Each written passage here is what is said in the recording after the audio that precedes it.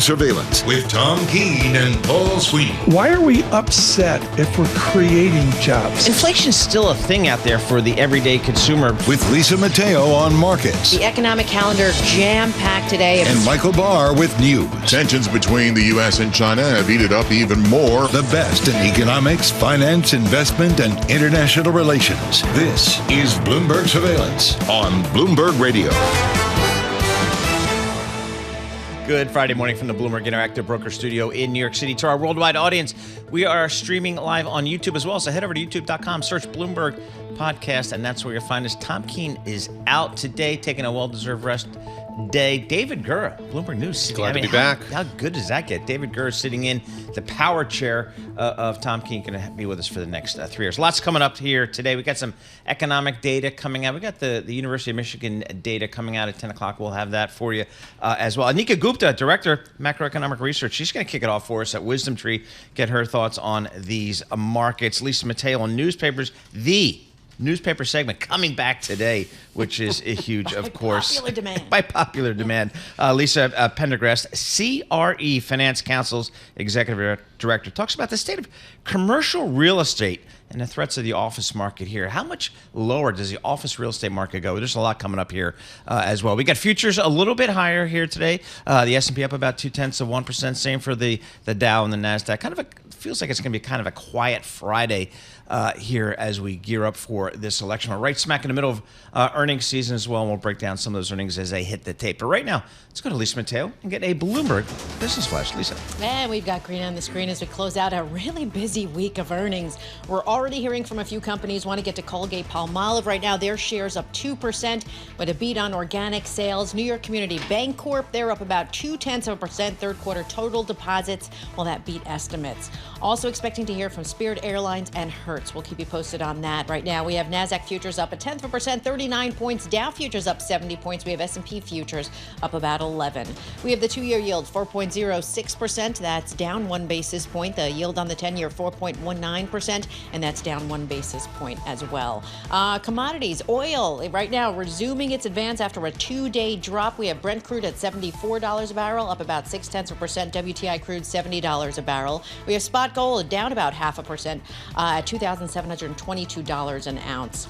Over to shares of Capri Holding getting hit hard, down 47%. Here's the reason why. Federal judge blocked its planned $8.5 billion takeover by rival retail Tapestry. We've been hearing about it, so it has been blocked. Tapestry, though, up about 16%. And then shares of Boeing, we talked about it for the past few days. Workers' strike drags on, pensions in focus. Their shares right now up about 0.2%. That is your Bloomberg Business Flash. Paul and David. Lisa Mateo, thank you so much. We appreciate that. David Gura sitting in for Tom Keene. David, what are you looking at these days? I mean, I know you're focused pretty closely on the election coming up here, but I just can't see anything moving anywhere. Let's just get to it. Yeah, I'm supposed to go to Wisconsin next week, of course, a swing state and one that Donald Trump is polling well in. Again, it's all within the margin of error on our Bloomberg Morning Consult poll, but I'm supposed to go to some campaign events there, talk to some voters, which I've been unable to do in recent weeks, so I'll report back. But I am, like you, kind of getting the sense that things are pretty calcified, stuck in the way that they are. We see these big events, trying to get people to get to the polls, turn in their mail-in ballots, but I'll go in search of the phantom undecided voter. Let's see if I can find any of them while I'm out there on that. All right, very good. We'll send you to Wisconsin. Very good. All right, David Gura sitting in for Tom Keene. I'm Paul Sweeney. We're live here in our Bloomberg Interactive Broker Studio. We're streaming live on YouTube, so check us out there. Let's check in with Aneeka Gupta. She's the Director, Macroeconomic Research at WisdomTree. Aneeka, as you sit back here and think about these markets here, what are some of the key drivers for you? Is it the Fed? Is it the economy? Is it corporate earnings? What are you thinking about here? I think it's a combination of the three. I think we've moved from this Goldilocks period of progress on disinflation, helping to drive further monetary easing, and I think that's taken a bit of a stop, especially in the U.S. since we've received much stronger economic data. We're now beginning to see that benefit from lower risk premia being offset by rising bond yields. And that's based essentially because investors are now reducing the amount of expected Fed rate cuts. And that's having an impact on equity markets. And obviously, the market does also remain on tender hooks because we have the upcoming U.S. elections, and they're trying to figure out whether these improving odds of a Trump victory, actually do come to fruition.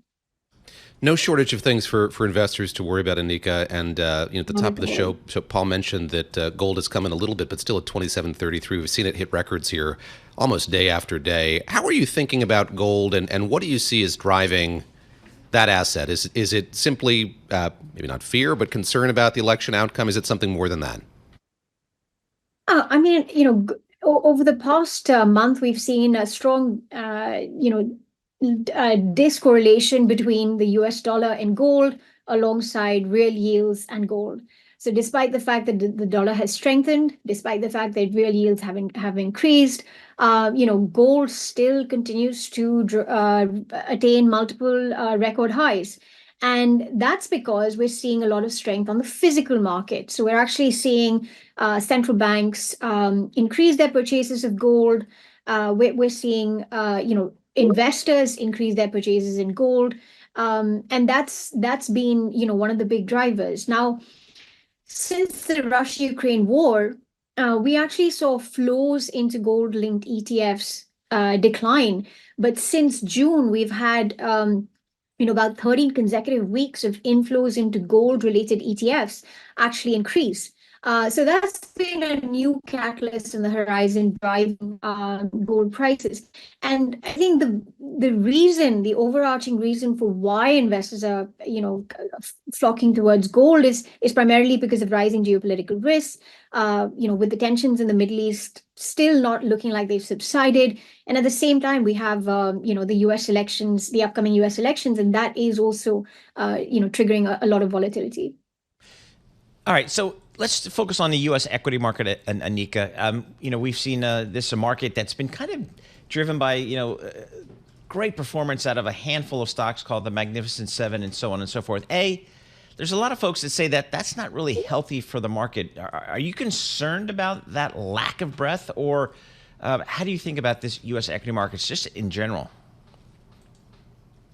Yeah, we still remain positive. We expect, obviously the bar has been lowered for Q3 earnings season.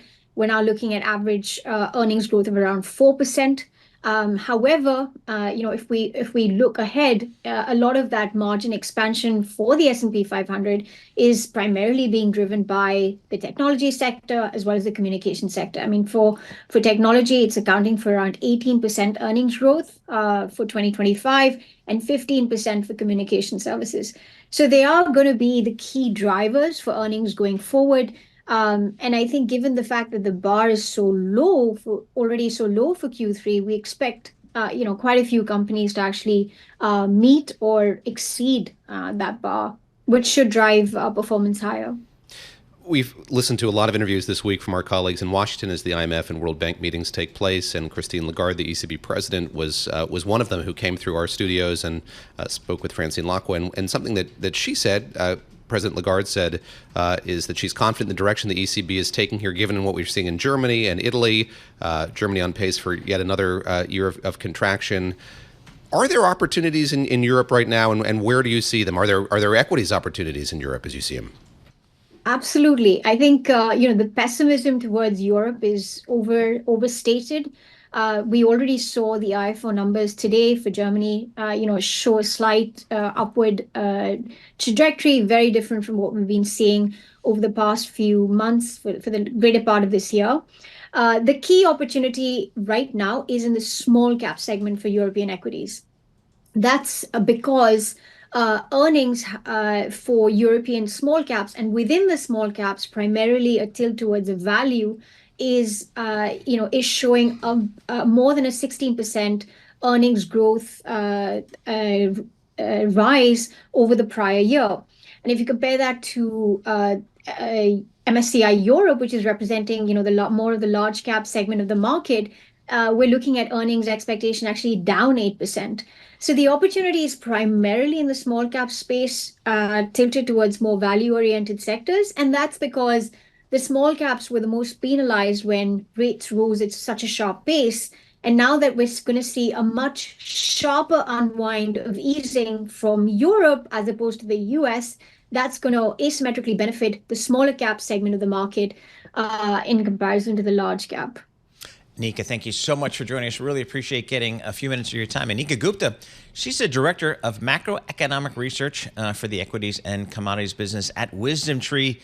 She is in London, 1 King William Street, which is literally right around the corner from the Bloomberg headquarters in London at Queen Victoria Street, right in the city of London. The city of London is like their Wall Street of New York. So the Wall Street of New York, the city of London. There you go. And that building, I encourage everyone to go visit. There's a museum downstairs, but a beautiful European headquarters we have there. Absolutely. In the city of London. With our news in New York City, here's Michael Barr. Thank you very much, Paul, David, and Lisa. 11 days are left before Election Day. Vice President Kamala Harris held a campaign rally in Clarkston, Georgia, that also featured appearances by former President Barack Obama, singer, songwriter Bruce Springsteen, and actor, filmmaker Tyler Perry. During her speech, Harris described what she sees as the difference between her approach to the presidency and that of her Republican opponent, Donald Trump. One is focused on the past and himself. The other, ours, focused on the future and you.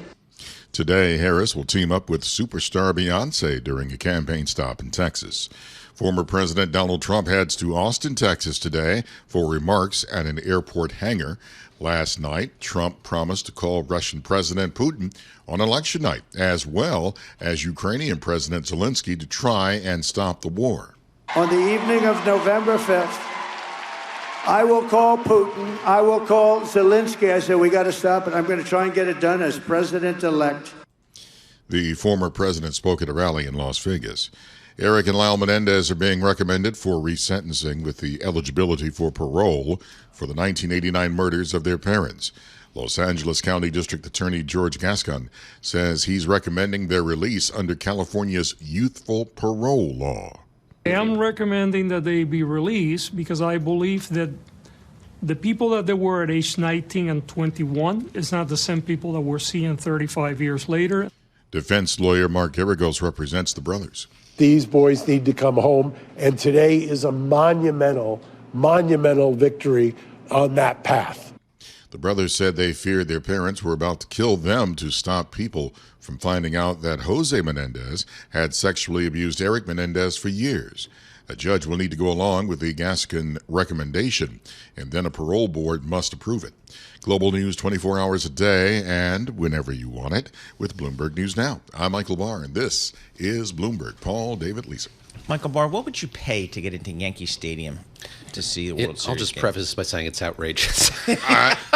It's sure in the devil won't be $20,000 to get in there. That's what I'm reading. The Bloomberg News has got an article out today. Yankee tickets at $20,000 highlight record-setting World Series. Now, Lisa Mateo, I know you've already got worst seats are like $1,500. I was about to say for standing room only, it's standing room only. And that's in the parking lot. Yes, exactly. I mean, it's just use a periscope and watch the amazing kind of what's happening here, kind of the build-up here.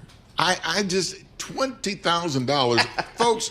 If you just take your money, throw it up in the air, and then take a blowtorch and then do this. Well, my brother-in-law just bought tickets in L.A. for the game too, $1,500, Wow. and that's like in the $300. Really, for L.A. Okay. For L.A. All right, which is cheaper than it's big. New York. It's big. It's fly the to L.A. Yankees, and get the tickets. tickets. It's the Dodgers.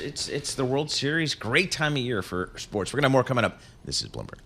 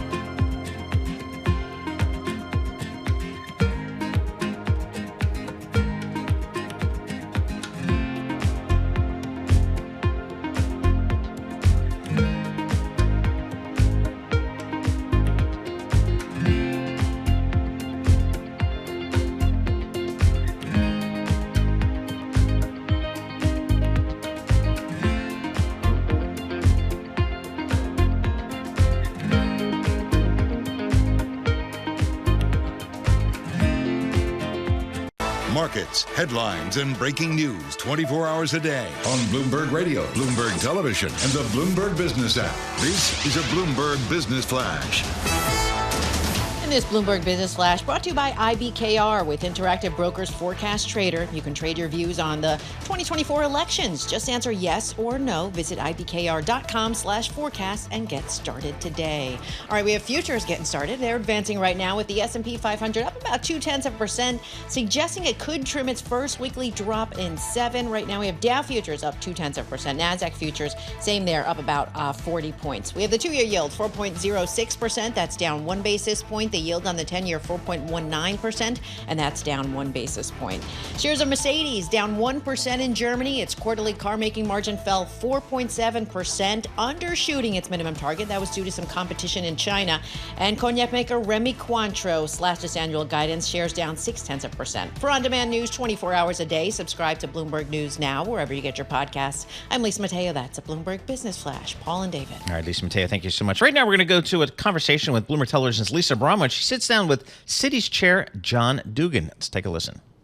During the financial crisis. John, thank you so much for being with us. I want to start with this idea that there just are so many unknowns, whether it's regulation, whether it's trade policy, whether it's tariffs. How much are people in the banking industry somewhat paralyzed?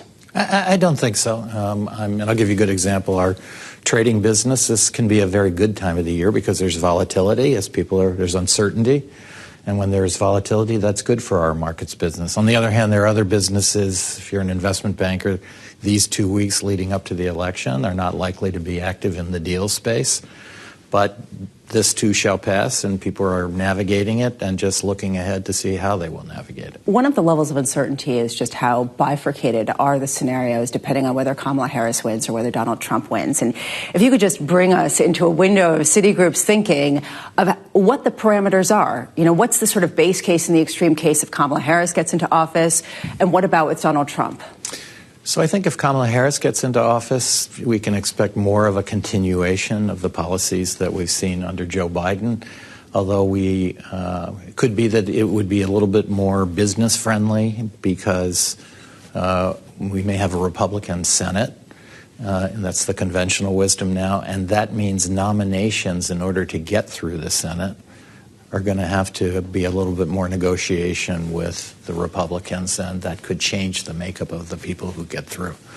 So that's a more modest change, I think. On the other hand, if Donald Trump wins the election, there will be very significant changes to personnel, and that could change the whole nature of who our regulators are and how we operate. And that's an unknown, but it will be very different. It's a little difficult to plan for because we don't know exactly what that would mean. Typically, less regulation, a lot of people think of as a positive for banks, that allows them to be more profitable.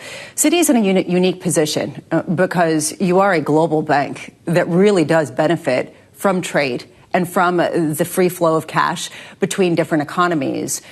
How would Citigroup really rearrange if free trade is impeded, if you do get a real restructuring with tariffs and other protectionist measures? Yeah, I think the way we look at it is, yes, it is true that globalization has benefited Citi because we're in 100 countries on the ground and do business in another 50. But the fact of the matter is, if people change from being in a lot of countries to being somewhat fewer countries and changing and figuring out how to change those supply chains, we are in a very good position to assist people as they make those changes, because we have people on the ground in the places they're going to and the places they're coming from. And so we see that as business opportunities. That's the kind of thing we navigate all the time. How much do you see Donald Trump really differing in terms of regulation when it comes to antitrust and some of the banking capital oversights, especially given some of the commentary that we've heard from his vice presidential running mate with respect to the current FTC leadership? And I ask this because I have to be honest, I was with a banker when that news dropped about Capri and Tapestry, and he was just beside himself. He couldn't believe that this was sort of the framework with affordable luxury handbags. I'm just wondering if that is sort of the expected norm going forward for you. I think the way I would put it, I think there's an expectation that there will be more transactions and more deals that will get done, and that's a positive thing for our deal business. And so we would look forward to that. If it doesn't happen that way, we will not navigate the other side. So 10 days ago, Citigroup came out with earnings, and it showed that it was seeing strength in a lot of the different 5 business lines as it streamlined things. It was a beat across the board, really good. Shares popped, and then Jane Fraser got on the phone and with analysts, and someone asked her about a possible asset cap, about whether potentially there could be some implementation. And she hesitated, and the shares plunged. And then she clarified, no, there is no asset cap, and there is not any plans for any kind of asset cap. And yet the shares still fell on that day. How frustrating was that for you? Very frustrating, because she did clarify it within minutes of the uncertainty around it. And what she said is absolutely clear. There is no asset cap. We don't have an expectation for an asset cap. And our business performance was really very strong in the third quarter. So it's a bit of a mystery, and yes, it was frustrating. How does Citigroup get out from under this regulatory cloud that seems to be sort of increasing a lot of skepticism in investors? We have to make progress slowly and surely every quarter in making proof points of doing what we say we're going to do business-wise. So, for example, in the third quarter, as we had committed to, our revenues were up on 3% on an ex-divestiture basis. Our expenses were down 2%, operating leverage increasing in each of those 5 business lines. Those are the kinds of things that we got to keep doing to show that we're making progress towards our medium-term targets of an 11 to 12% return on tangible common equity. Where is Citigroup in this transition to streamlining these 5 businesses right now? I think we're in a very good, very exciting place. I think the board is quite excited about how the company is doing as measured by those 5 businesses, which, by the way, is much more transparent now. You can see it much more. There's a removal of a layer between the board and Jane and those businesses. They're much more accountable because it's so transparent about how they're doing it. And we saw some very exciting things in the third quarter. I'll mention 3 of them. The Apollo credit deal, $25 billion deal, very innovative. We had the largest deal transaction with the Mars acquisition of Kellanova that was announced, where we were the sole advisor. And we had a very exciting deal with MasterCard to tap into their international debit network. And these are the kinds of things where Citi really is getting on its front foot in each of these businesses. How much are you thinking about another deal like the Apollo one? Well, it's early days on Apollo. I think, as I said, we're quite excited. We think that really gives us the ability to offer a whole range of things to clients that we wouldn't otherwise be able to do, and that's the important piece. Let us see how it goes before we go down another path. As a global bank, are you still sort of emphasizing that global reach at a time where everyone's looking at the U.S. and saying, it looks pretty good over there? Still a lot of business going on all over the world. We're there to help people in their be the preeminent bank for companies with cross-border needs. They may have different cross-borders that they're using and cross-border needs, but we're there to help them for exactly that. John Dugan, wonderful to see you. Thank you so much for being with us. That was John Dugan, the chair of Citigroup's board. And John, I'm going to send it back to you. All right, that was Bloomberg Television's Lisa Brahman. She's down in Washington, D.C., chatting with Citi Chair John Dugan, talking about the Citigroup. I mean, I'm looking at the stock here. You know, they had a good quarter, like a lot of the big investment banks had this quarter. They had their capital markets business, again, across Wall Street was pretty strong, Citi's as well. The stock's up 22%. I worked there back in the day, and what I loved about Citi is they are just everywhere. And they're in every single business. And that, from an investor standpoint, that's the problem. They're everywhere. And I think Jane Fraser is really kind of focusing on where do we generate the best returns on our capital, and that's where we want to be. So, for example, one of the areas they pulled back from is municipal bond underwriting, which was a core business of Citi for 100+ years, but she said the returns on allocated capital just aren't there. Pulling back on its geographic footprint as well, and I heard John Dugan talk about how they still want to be seen as kind of a bank that can help companies around the world, but just an interesting conversation there about this confusion over an asset cap around those earnings. John Dugan allowing that it was very frustrating to see that stock price sink on the heels of its latest earnings, and then Lisa asking about the regulatory cloud overhanging Citi still, and John Dugan saying we have to make progress, show progress every quarter. Good interview there. Yeah, another one of many from the IMF annual meetings there in Washington. Exactly right. So Lisa Brahman's down in Washington, D.C., talking to John Dugan, the chair of Citigroup. Looking at the futures market here, the S&P's up about 12, Dow up 76, NASDAQ up 45. We'll have more coming up. This is Bloomberg. Good morning.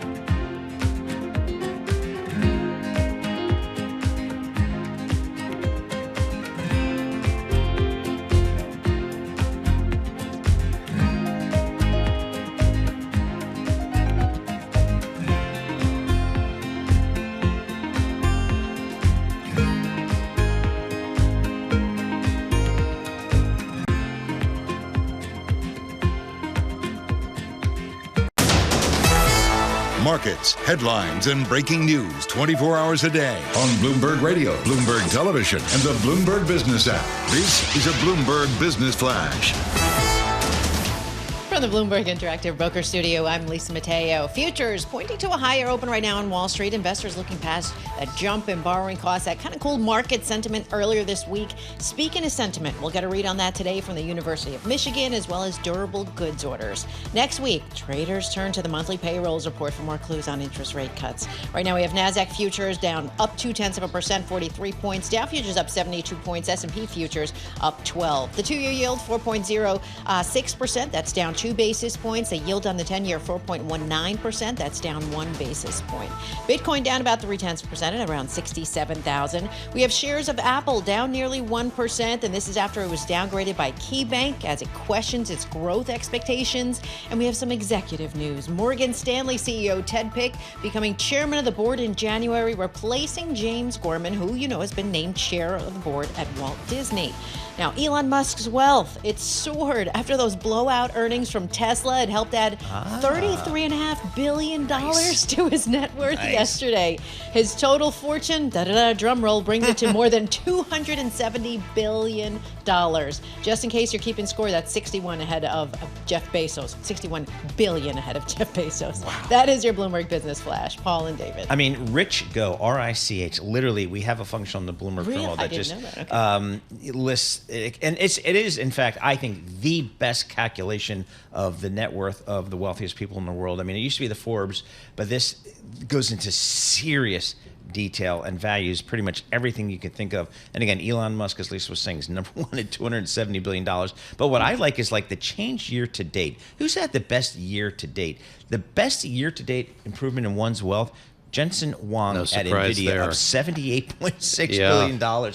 Nice. And the beauty and simplicity of the function belies the fact that there's just a huge team working on this. And the work they do is incredible, kind of piecing together based on assets they hold and what they've done, sort of how much money folks have. And it's incredible, detailed work they do. So yeah, Rich Go, very cool function. Right. And for those of us on global Wall Street, we kind of think about money. So it makes sense that we have a function called Rich Go. Joe Mathieu joins us here, Balance of Power host. He's down in Washington, D.C. He is hip deep in all that is going on both of these campaigns here. Joe, it looks like the Democrats are kind of trying to rely on some star power. But for me, I was just mentioning to David Gura, Joe, the star power thing, whether it's my boy Bruce Springsteen or whether it's Beyonce, I mean, does that even, it's almost like that's so 1990s or 2000s. I mean, is that even relevant anymore, do you think? Well, I guess it depends who you invite, but there's no evidence to suggest that celebrity endorsements move the needle when it comes to polling. But look, we're in a tied race. You saw Bloomberg's swing state survey yesterday, 49-49. Did you see today, Siena College, New York Times, 48-48. This is as tied up as it gets. So the campaigns are trying anything they can. And yeah, Kamala Harris is surrounding herself with some pretty heavy celebrity. Willie Nelson's going to be up there tonight as well. He had a big cannabis for Kamala thing the other. I don't know if that helps either, but surprise there. Yeah, no surprise at all. Donald Trump is doing it himself, right? You got Eminem for Kamala Harris. You got Kid Rock for Donald Trump. He's going to be with Joe Rogan. He was with Tucker Carlson the night before. Everybody's grabbing whomever they think has an audience. That goes for influencers and all these podcasters getting interviews because they're flailing, guys. They're throwing whatever they can at the wall to try to beat each other by what will be probably less than a point if these polls are true. Joe, let's talk a bit about the rally that was held in Atlanta yesterday. So yes, Bruce Springsteen was there. President Obama was there as well with Kamala Harris, the first time the two of them appeared on the trail together. The campaign saying this is the largest crowd that they've had for a rally yet. I think 23,000 people in that venue. What was the message? What is the message from the Harris campaign? Let's start there with 11 days to go until Election Day. Is it simply focused on making sure you get to the polls, but more so than that, voting early if you can? There's a lot of that. And, look, there's I don't know that they have crystallized a closing message. Both sides have really just been kind of shooting from the hip, and we've seen these messages evolving. Here's the best I'll do for you. What we're hearing from the Harris campaign. He has an enemies list. We have a to-do list. That's one we're hearing a lot about. But also, going back to this threat to democracy idea that Joe Biden, frankly, never really connected on. And a lot of people are wondering why Kamala Harris isn't talking more about the economy. than democracy. She's going to be back in Washington next week, 1 week before the election on Tuesday, standing on the ellipse, where we all remember Donald Trump holding that speech and that rally on January 6th to try to bring people back to that moment. So I think there are a lot of different closing arguments coming from both campaigns. Last night, Tyler Perry, Samuel L. Jackson, Spike Lee, I could keep going with the names. They all got up to the podium to reinforce those points. Joe, a lot of folks are saying that what's going to be really key to this election is getting out the vote and participation. What do we know about maybe turnout? What do we think turnout's going to be in this election? Probably an all-time high based on what we're seeing. The campaign certainly hopes so. And I'm saying that because of just the incredible closeness in the race, the amount of engagement that we're seeing, but also the early voting has been setting records. And it's been setting records in states that have not always been, fully leaning into early voting, with Republicans specifically in states like Arizona pulling ballots more often than Democrats are. So there's a bit of noise out there, but I can tell you guys, people are voting early, in person, by absentee, by mail.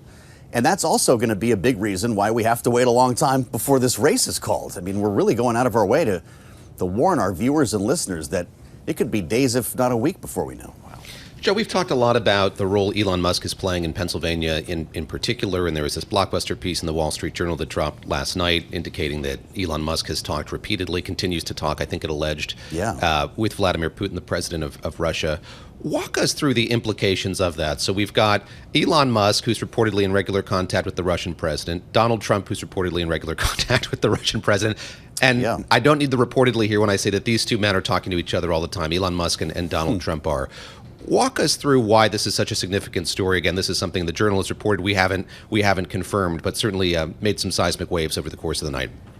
Well, look, I mean, goes back to what Donald Trump likes to call Russia, Russia, Russia, suggesting that this was all a hoax, the idea that he was colluding somehow with Russia or Vladimir Putin, or at least enjoying the benefits of some interference. We know that his relationship is something that has rubbed people the wrong way. He says that it's a good thing, that it in fact strengthens our nation to have a leader with relationships with other world leaders. But look, we don't really have to go to the degrees of separation here. If it's Elon Musk, Donald Trump, and Vladimir Putin in a triangle of communication, that's a big deal. Elon Musk, according to these reports, in fact, was asked to do a favor by Vladimir Putin and not turn on the Starlink satellite service over Taiwan as a favor to Xi Jinping. So, it's not like they're trading recipes on the phone here, guys. This actually could have major geopolitical implications. What do we know, Joe, about down ballot? I'm kind of thinking about, we really have to get a handle on who's going to be in the House, who's going to be in the Senate. What's the thinking within D.C. these days? The conventional wisdom for some time, and I don't think it's any different right now, is that the Senate flips from Democrat to Republican, the House flips from Republican to Democrat, and then we'll see what happens in the White House. Okay. Both are, of course, dealing with such thin majorities that it wouldn't take a lot for either to happen. This is a tough map for Democrats in the Senate this year. There's some very difficult races when you look across the swing states in particular, whether we're talking about Pennsylvania. Ohio's a big one with Sherrod Brown. Wisconsin, the Senate race has us wondering if Democrats can keep the majority. The House, it would take 4 seats essentially to flip here, but it's going to take some time. We might actually know the Senate on election night, and I don't want to predict that, but there's a good chance that we will, or the following morning. The House is going to take some time. It's states like New York, and more specifically states out west, California, that are going to take probably days to count. And when we're only talking about a couple of seats here, it's ironic to think that we will have to wait days to know who controls the House of Representatives. But look, we're coming up to New York, guys. I don't think they're letting us go home until all this stuff is called. So we're going to experience this together. Paul, Joe bringing up that Senate race in Ohio, and just the amount of money that's been poured into that race in particular is just so extraordinary. I think we've become kind of inured to how much money is fueling all of these campaigns and races. Joe, you mentioned you're coming to New York. Donald Trump is coming here as well on Sunday. He's going to be at Madison Square Garden. Elon Musk reportedly is going to be there as well. We've talked a lot about the Harris messaging that we heard in Atlanta, that we're going to hear in Houston, where she goes today. What has his messaging been? And so you mentioned those House races here in New York. My sense is that's aside from the kind of ego boost of playing Madison Square Garden for Donald Trump, that's the importance of him coming here to kind of see if he can wrest some of those House seats away from Democrats in New York. Well, that's one way to look at it. I'm not sure that has any reason to do with why he's actually going. To your point, he wanted to play Madison Square Garden. And look, it might be a smart strategy. He's going to get all kinds of coverage. Yeah, Elon will be there. Even Mike Johnson on stage. Can you imagine a year ago telling Mike Johnson he was going to be playing Madison Square Garden? That's something else, But yeah, it's a big deal. I keep conjuring up images of Led Zeppelin, and I think I'm showing my age here because nobody I sit with in my row has ever heard of the song Remains the Same. And they keep telling me, no, it's Billy Joel. He wants to be Billy Joel. Everybody wants to play Madison Square Garden. So they're going to pay $1 million to do it, by the way. They're basically renting the place out. And I'll be honest, with the amount of coverage that will probably generate, I suspect it'd be worth a lot more than $1 million. So maybe it's not that silly. Not bad. Playing the Garden. Why not? Joe Mathieu, thank you so much. Joe Mathieu, he is the host of Balance of Power. He is in Washington, D.C. He is right in the middle of it. We appreciate getting a few minutes of his time. With our news in New York City, here's Michael Barr. Thank you very much, Paul. David, Lisa, former President Donald Trump says China's leader will bully Vice President Kamala Harris like a baby if she is elected. Trump held a rally last night in Las Vegas. And I'd like to begin by asking a very simple question. Are you better off now than you were 4 years ago? I don't think so. What do you think? No way. Meanwhile, Kamala Harris was joined by former President Barack Obama during a campaign stop near Atlanta. He took aim at those saying they remember the economy under former President Trump. I've heard people say this, right? I'll talk to them. Why would you think about voting for this guy? Well, I remember the economy when he first came in. It was pretty good. Yeah, it was good because it was my economy. Vice President Harris is teaming up with Beyonce for a rally today in Texas. Los Angeles County District Attorney George Gascon has recommended resentencing for brothers Lyle and Eric Menendez, who are each serving life in prison without parole for the murders of their parents back in 1989. I believe that they were molested, but the decision that was made today, it really has to do more with the resentencing laws in the state of California. D.A. Gascon's recommendation is going to go before the judge, and then we'll make a determination. Gaza health officials say an Israeli strike has killed 38 people in Khan Yunis.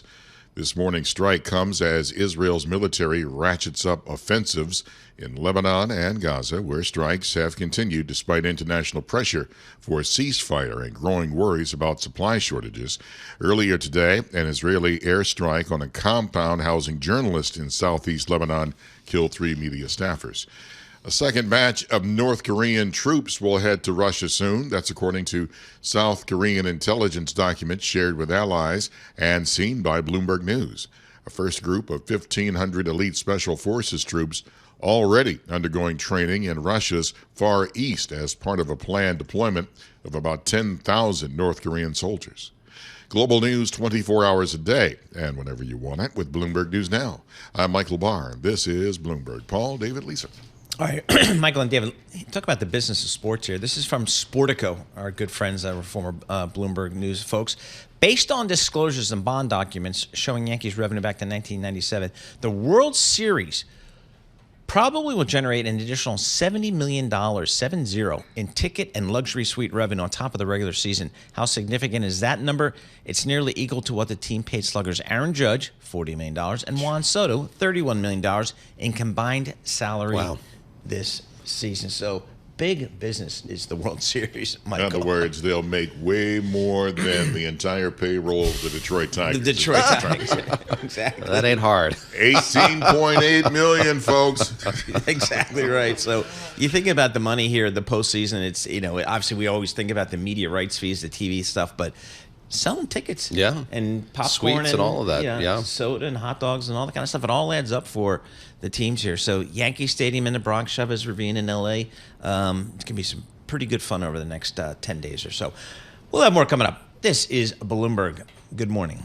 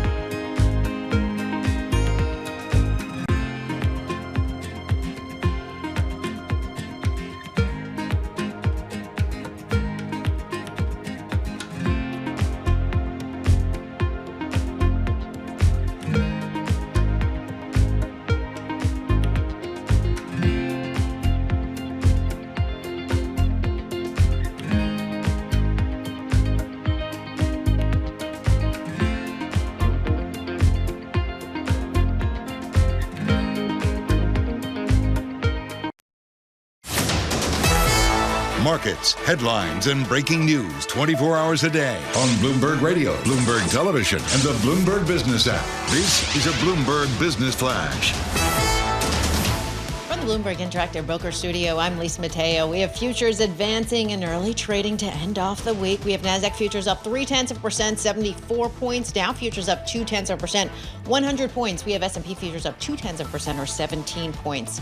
The 2-year yield, 4.05%. That's down 3 basis points. The yield on the 10-year, 4.19%. That's down 2 basis points. Over to commodities, we have Brent crude up about 0.6%, $74 a barrel. WTI crude, $70 a barrel. We have spot gold down about 0.3% at $2,727 an ounce. Bitcoin, want to point it out, down about 0.2%, around 68,000. Shares of Capital One up 4%. That's after an earnings beat for the bank that's looking to acquire Discover. And then you have shares of Spirit Airlines up about 7%. This is after word that it plans to sell some of its jets to boost cash as it nears a possible bankruptcy filing. About how many planes? Well, apparently 23 Airbus aircraft for $519 million. And finally, Dish's creditors. They told DirecTV attorneys that a merger proposal asking them to take on almost $1.6 billion loss is, quote, unworkable.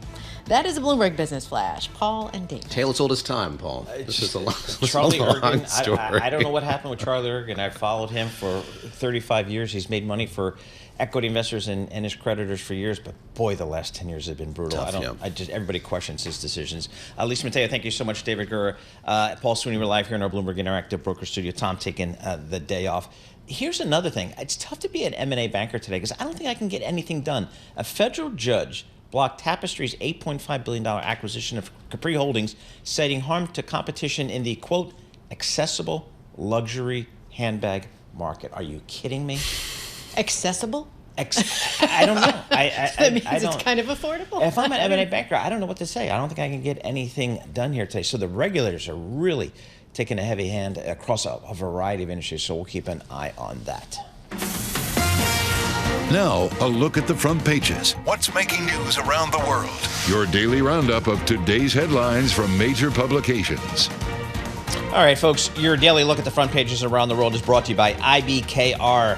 Financial advisors, switch to Interactive Brokers for lowest cost global trading and turnkey custody solutions. No ticket charges and no conflicts of your interest at ibkr.com/RIA. Lisa Mateo, what do you have for us today? All right. Well, since David Gura is here, our political guru, okay, so I found this story. Swing state voters apparently suffering from political ad fatigue. They are tired of it. Residents in the 7 battleground states, they've been hit with, the lawn signs, the billboards, the TV ads. But on top of that, they're getting the digital ads, social media. It's in their scroll. They're getting text messages. I know you've said you've gotten text messages. It's now like 10 a day. Do you get a lot of the Pennsylvania stuff? No, I just get 10 a day, mostly from Democrats, the party, for money. Okay.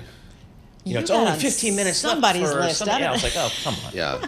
I know, but you're right, Pennsylvania. So I want to ask Apple. So I always hit the delete and report the spam. Doesn't stop. Doesn't matter, no. Doesn't matter. We'll work around that. Yep.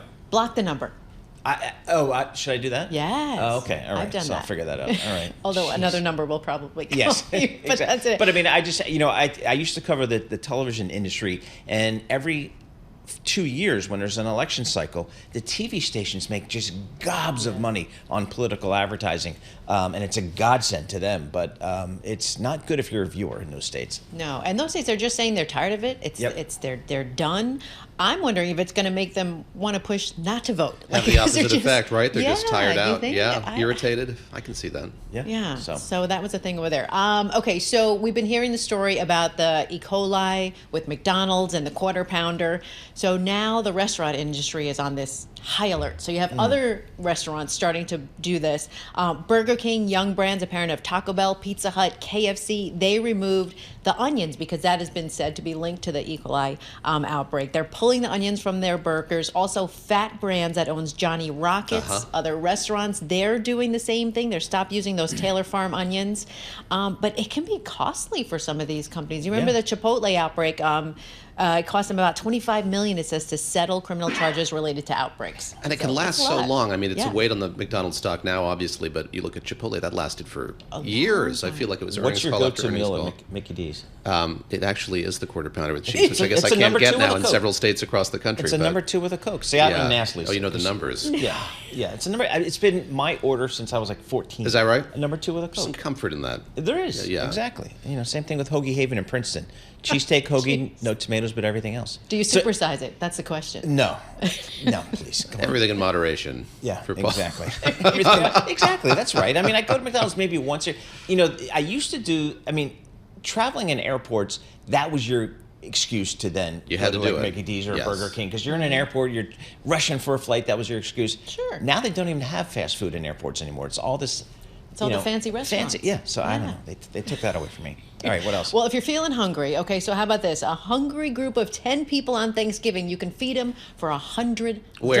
Yes. This is at Sam's Club. Okay. There You you gotta go. go to Sam's Club. It's their Members Mark brand. So for $100, you can get a whole turkey, dinner rolls, mac and cheese, mashed potatoes, sweet potato mash, Brussels sprouts salad, and pumpkin pie. The so whole they're thing. saying it can be delivered to your house under 2 hours. It's pre-cooked. All you got to do is heat it up maybe Really? in the That sounds oven. like it. Everything is set to go. They want to just make sure everyone has, access to good food. That's the reason why they're doing it. But a lot of companies have been doing this whole promotion, like Prepared Thanksgiving meal. cheap meals, because budgets Now, are tight. what do you do on Thanksgiving? Are you driving I go to that bus? families. No, You I go to families. Oh, so so I don't you have don't to host. cook. Good for I bring you. the wine, and that's You bring about the it. wine, exactly. That's it. I'll bring in the wine. That's a good strategy. All right, how about you, David? What do you guys do? We'll be here in New York. Do Yep. some cooking, but it's farmed out among all of us. So I won't take care of the turkey, but we'll do some sides. And Day after Thanksgiving, I'm working. Anybody else? Not me. I should check my calendar. Yeah, I feel like that's- Mr. Keen. See, that's how I do Mr. it. So Keen when I may ask- have called that one earlier. I'm not Mr. sure. Keen. Yeah. So when I ask for all the Fridays off in the summer, I always tell the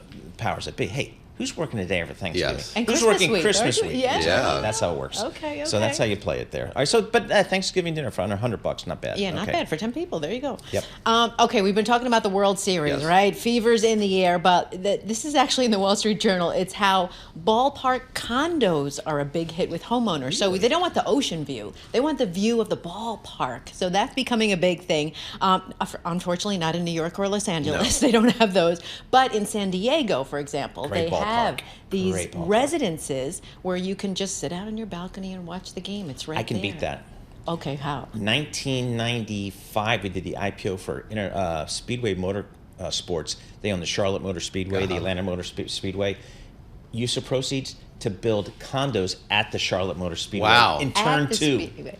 And people Sounds bought loud them. to me. And people I feel like- bought I know. them. They sold them out before they even built them. People wanted to have, they don't want traffic in front of their house, but they want They'll take the 40 racetrack. cars going 200 miles an hour in front of their condo How do you- at the Charlotte Motor Speedway. I wouldn't. I live It next was to awesome. a train station. It's horrible. Yeah, exactly. I don't want to live next to a speedway. It was great. I mean, and so they, for 2 days a year when they have the two, what used I to be guess the that's Winston right. Cup It's a races. regular, right? Yeah. And then they would, and people paid like $500,000 Yeah. for these things.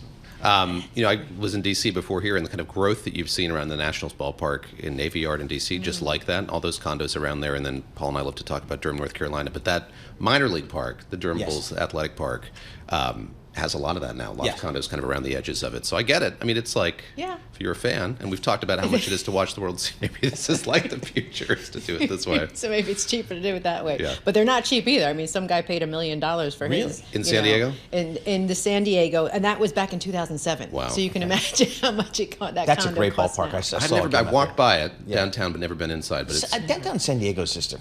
It's a great. Why you would live anywhere other than San Can't Diego? beat the Why- temperature Yeah, and- it's just awesome. But that's a great ballpark. I think they support the team, so we'll see. All right, that's our newspaper segment with Lisa Mateo. So I don't know. It's interesting here, David. I think the biggest question I have about the election is just when are we going to know? Yeah. That's kind of my thing. I've been calling around. So again, I'm going to go to Pennsylvania for the actual day itself, and probably a few days afterward. I've been talking to and communicating with elections officials there, and they're approaching it very carefully. But they're saying, if you look at the dashboards for each of these counties, they plan to update them with these unofficial numbers the night of. Polls close around 9. So I think we'll have some sense there, but I do feel like we're not going to get that official word for a few days at least. Have we learned anything, I wonder, from the last time? I think everyone's going to be on high alert and cautious. They don't want anything. They don't want anything to kind of creep out that anything's gone amiss, even if it hasn't. So I think people are going to be on. They're going to be vigilant. Let's say that. We'll see. All right, we'll see. We'll be all over it, as you know, here at Bloomberg. Phil Collins, how about that? Let's bring it on.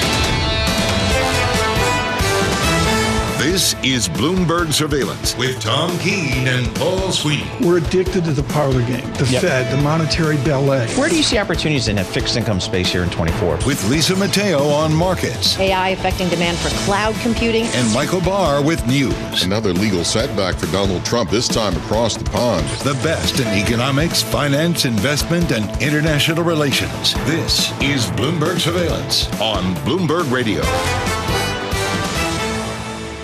Bloomberg Bloomberg Surveillance is brought to you by Cohn Resnick Advisory Assurance Tax. Discover game-changing strategies to maximize value, optimize performance, and manage risk. Put your business at the forefront. It is David Gura. It is sitting in for Tom Keene. I'm Paul Sweeney. We're live here in our Bloomberg Interactive Brokers studio. Got a lot coming up here. We're going to check in with Dana Dioria at Investnet and get her thoughts on these markets.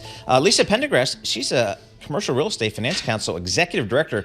Talk to you about commercial real estate. I might even ask about office space. Have we hit bottom? When will we hit bottom? We'll check on Joe Mathieu and all that political stuff. So a lot coming up in this hour. Futures slightly higher this morning. Got the S&P up about 15 points. Right now, let's go kick this whole hour off with Lisa Mateo on Bloomberg Business Flash. You got it. We've got green on the screen, and this is as we close out a busy week of earnings. Today we've heard from Colgate-Palmolive. It was up about 2%. Now it's down about 1%. They did report a third quarter earnings beat. Then you have New York Community Bank Corp. It was up 0.2%, now down nearly 4%. Third quarter total deposits beat estimates, but we're also learning that third quarter credit losses provision that missed estimates. All right, so we have NASDAQ futures up 0.3%, 66 points. Dow futures up 85 points. S&P futures up 15 points.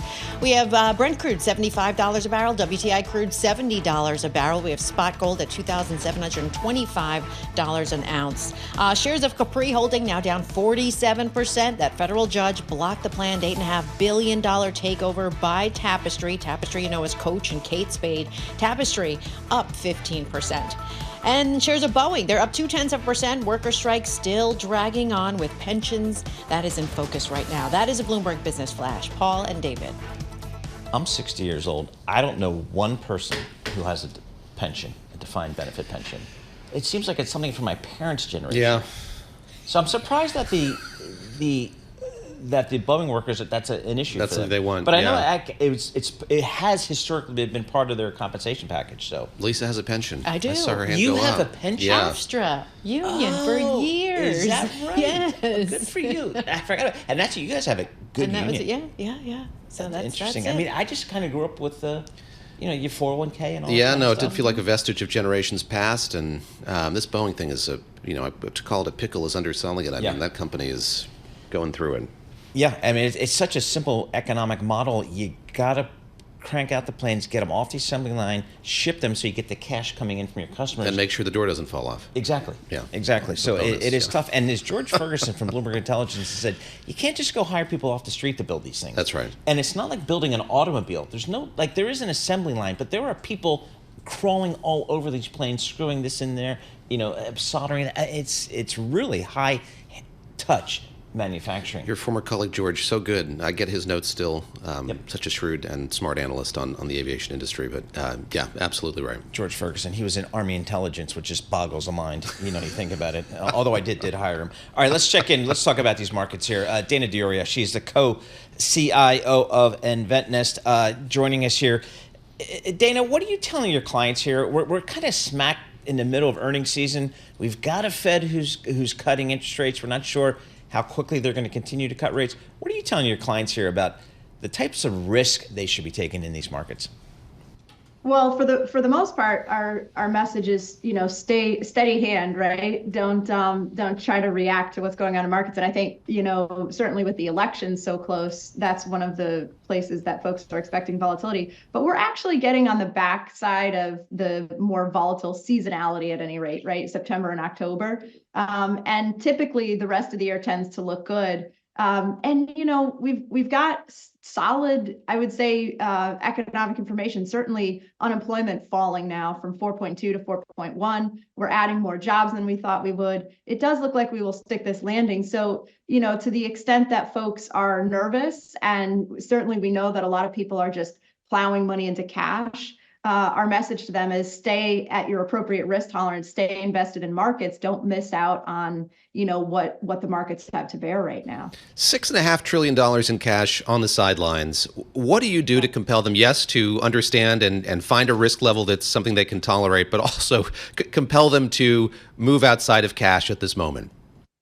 Yeah, so, folks like us in the retail investor space have countless slides and studies and whatnot showing, hey, volatility subsides, the secular trend is up, if you miss the best 10 days in the market, that, you know, this is how much different your outcome will be years and years later. And it's a lot, right? We know stock markets deliver their returns in chunks. It's not like it's 10% year after year. You really have to be in the market to pick up the days that are really, really good. So we have a ton of information that we, you know, sort of send to clients and advisors that talk through with clients. But let's face it, at the end of the day, folks are just really excited that they're finally getting a return on cash. I mean, it just wasn't that long ago that, you know, cash bore nothing. And so you are sort of fighting against that. And then of course, as I say, the election, you know, worries about what could happen, and, you know, with markets as a result of that. I think those are all headwinds to people being invested.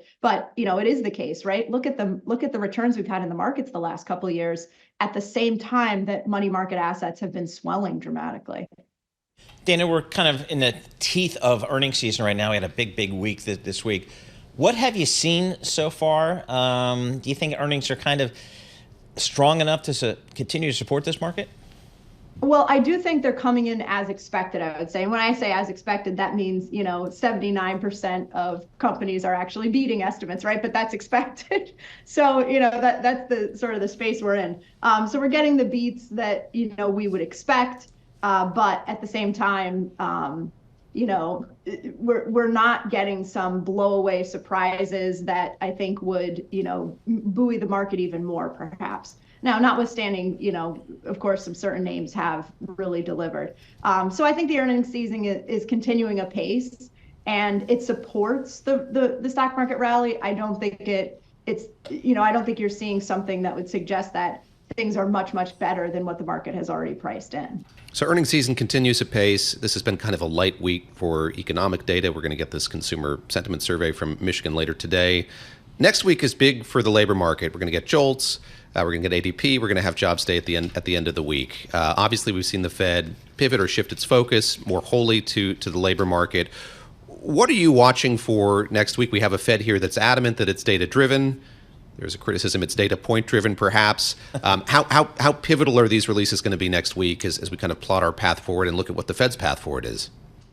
I think it's interesting. You know, I still thought it was interesting that the Fed did 50 in September. I didn't necessarily think that was warranted. I think they thought maybe they were behind a little from July. And what that brings up and what you're sort of raising is, you know, they're kind of reacting to the data as it comes in.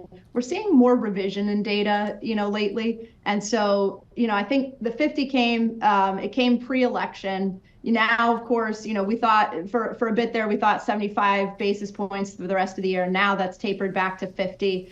I do think it will matter to the Fed. You know, at this point, we're right on top of the election. So whatever, you know, impact that's having is kind of there, right? But by the time they have to make more decisions. So I lean toward the Fed will be more cautious. Now, of course, we had 254,000 non-farm payrolls added in September, blowing out, you know, expectations, actually reducing unemployment, as I said. So, you know, that gives them a lot of power. It's given them a lot of power to stay steady on rates and not cut too fast. I think what would happen next week is you'd get a data point that puts that in a different light, that suggests that, well, actually, it's not as good as we thought, you know, expect a revision or something. So that would be the thing that would go against it. But I remain in the camp that, you know, maybe the Fed gave us this bazooka cut for timing or whatever it was. I'm in the camp of slower is probably smarter and probably what they will do. Dana, how about the fixed income market here? I mean, I can park myself in a 2-year treasury, take no risk. I kind of trust my government to pay me back in 2 years. I can get 4.05%. Do I do that, or do I take some credit risk here? So, I mean, of course, I'm going to tell you balanced portfolio, right? And that's definitely how we view it. I believe yield curve diversification makes sense typically. I've never been one to say, you know, the 60-40 is dead or doesn't make sense. I certainly think we can add diversifying elements to the 60-40. I think you're seeing alternatives that just heretofore were only available in certain parts of the market. You're very much seeing, it's funny, I was listening to your comments on the defined benefit and, nobody has it, right? Nobody has these pensions. Well, what's that resulting in? It's resulting in alternatives companies, private markets companies coming down market and figuring out innovative, interval funds, tender offer funds, solutions that the retail client can access. And so I do think, to your question on the fixed income, there are ways to diversify that standard 40% fixed income. But I'm still a proponent that you need that ballast in the portfolio, and having that piece of the pie and having that diversified across the yield curve makes sense. Hey, Dana, thanks so much for joining us. Really appreciate getting your thoughts there. Dana Dioria, she's the co-CIO at InvestNet out there in Chicago. With our news in New York City, here's Michael Barr. Thank you very much, Paul, David, Lisa. 11 days to go before Election Day. Both former President Donald Trump and Vice President Kamala Harris were on the campaign trail as time runs out. Donald Trump has become more confused, more unstable, and more angry. Are you better off now than you were 4 years ago? I don't think so. Today, Vice President Harris will team up with superstar Beyonce for a rally in Texas. Yesterday, Harris teamed up with former President Barack Obama during a stop in Georgia. Meanwhile, Donald Trump made his way to Nevada and Arizona. Speaking about immigration, he compared the U.S. to a garbage can. President Vladimir Putin said Russia is open to a reasonable compromise but won't make any concessions to end its war in Ukraine. Meanwhile, a second batch of North Korean troops will head to Russia soon. That's according to South Korean intelligence documents shared with allies and seen by Bloomberg News. 3 American astronauts and a Russian cosmonaut are back on Earth after a successful splashdown for a SpaceX capsule in the Gulf of Mexico. Bloomberg's Kate Duffy reports the mission aboard the International Space Station lasted a bit longer than they had bargained for. The science that they were doing on board the ISS is actually to improve astronaut health during long-duration space missions. And this really feeds into Elon Musk's narrative of getting more of humanity into space. But as you say, they did suffer a bit of delay. Actually, missions like this usually only last 6 months. This went on for another 2. And this was partly delayed by Hurricane Milton, as well as issues with Boeing's Starliner, which has caused a reshuffle in ferrying crew between the ISS and Earth.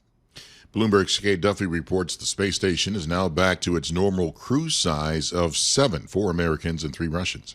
Global news 24 hours a day and whenever you want it with Bloomberg News Now. I'm Michael Barr. This is Bloomberg. Paul, David, Lisa. All right, Michael Barr, thank you so much. We appreciate it. David, like most things in my life, I mailed it in. You did? I mailed in my voting. But now I'm thinking about I did it yesterday. Somebody has to physically open the envelope. Yes. And then enter it somehow into some systems. I mean, that doesn't seem like a 21st century technology. Or Can you track? I saw there was a barcode on the back of it. Are we able to track? I'm not even knowing if in New York or New Jersey you can do it. I don't know. But I thought I was being kind of cool and mailing it in. But now I'm thinking about it. That's probably the lowest tech Old way school. to vote. Yes. I mean, it's kind of weird walking into a booth in my local elementary school and pushing some buttons. Yeah. This seems even lower Nothing tech. high tech about that. So, but I don't know. I guess it all works. But if somebody tells me, hey, we don't know the vote because we're still opening the envelopes, I'm like, all right, I kind of get that, I guess. I did get a sticker. I was impressed with that. Oh, you did? In the envelope. It's like you gave blood. All right, we're going to have more coming up. This is Bloomberg.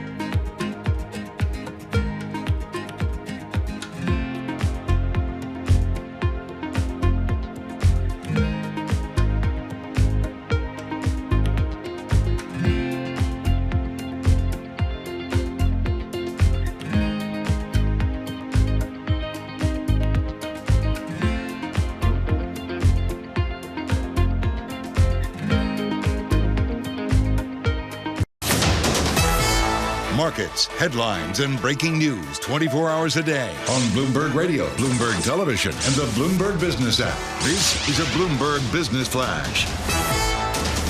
From the Bloomberg Interactive Broker Studio, I'm Lisa Mateo. We have futures advancing, and with the S&P 500 right now up about 0.3%, suggesting it could trim its first weekly drop in 7. Now, some analysts predicting a stock market boost if Donald Trump wins a presidential vote, while others warn it could ignite inflation and slow the pace of Fed easing. Then you have Bank of America strategists saying, well, as the U.S. election nears, faith in gold and AI stocks, that is growing. As far as the rest of futures, Dow futures down up 0.2%, 93 points. NASDAQ futures up 0.4%, 84 points. We have the 2-year yield, 4.06%. That's down 2 basis points. The yield on the 10-year, 4.19%, and that's down 1 basis point. Shares of Mercedes down 1% in Germany. Its quarterly car making margin, well, it fell about 4.7%. That was due to competition in China. And then we have French cognac maker Remy Cointreau. Love that in my Cosmo as well. It slashed its annual sales guidance. Shares down more than 0.5% in Paris. For on-demand news 24 hours a day, subscribe to Bloomberg News Now, wherever you get your podcasts. I'm Lisa Mateo. That is a Bloomberg Business Flash. Paul and David. All right, Lisa Mateo, thank you so much. We appreciate it. We learned so much from Lisa every news report. That is great stuff. David Gura sitting in for Tom Keene. I'm Paul Sweeney. We're live here in our Bloomberg Interactive Broker Studio. We're streaming live on YouTube as well. And we're also doing lots of other kind of stuff here. So what would you like to hear on Bloomberg Radio? Help make shows like ours even better by taking our Bloomberg audience survey. Visit youtube.com/Bloomberg Podcast and click the link in our profile or community section to take the survey, which is hosted by our partners at Material. Fill it out now at youtube.com/Bloomberg Podcast. Bloomberg Surveillance today brought to you by Interactive Brokers. Trade over 10,000 U.S. stocks and ETFs, U.S. equity index options, U.S. treasuries, and more on your timetable. Learn more at ibkr.com/around the clock here. Let's talk to Lisa Pendergast, CRE, that's Commercial Real Estate Finance Council's Executive Director. Lisa, I make the mistake when I think about commercial real estate, I think office. But it's so much more than that. It's, it can be retail, it can be warehouses and all this other stuff. As you step back, where do you see the commercial real estate business today? Where are the strengths? Where are the weaknesses?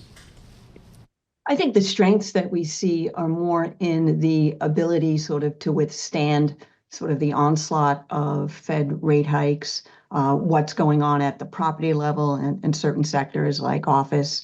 Much of the underwriting that we've seen coming into this cycle has been far more conservative than we have seen in the past. And I think it's appropriate given the circumstances, the fact that we've had a downturn in the economy, the change that we've seen in the office sector demand.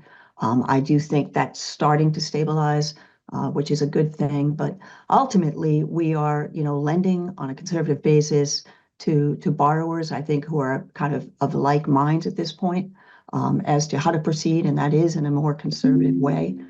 So to the extent that leverage is down and coverage on debt service coverage ratios on loans are much higher, those are all important factors that will allow this sector to continue first to be liquid in terms of finance and lending, and also keep our delinquency rates and the like down low to what we'd like to see historically.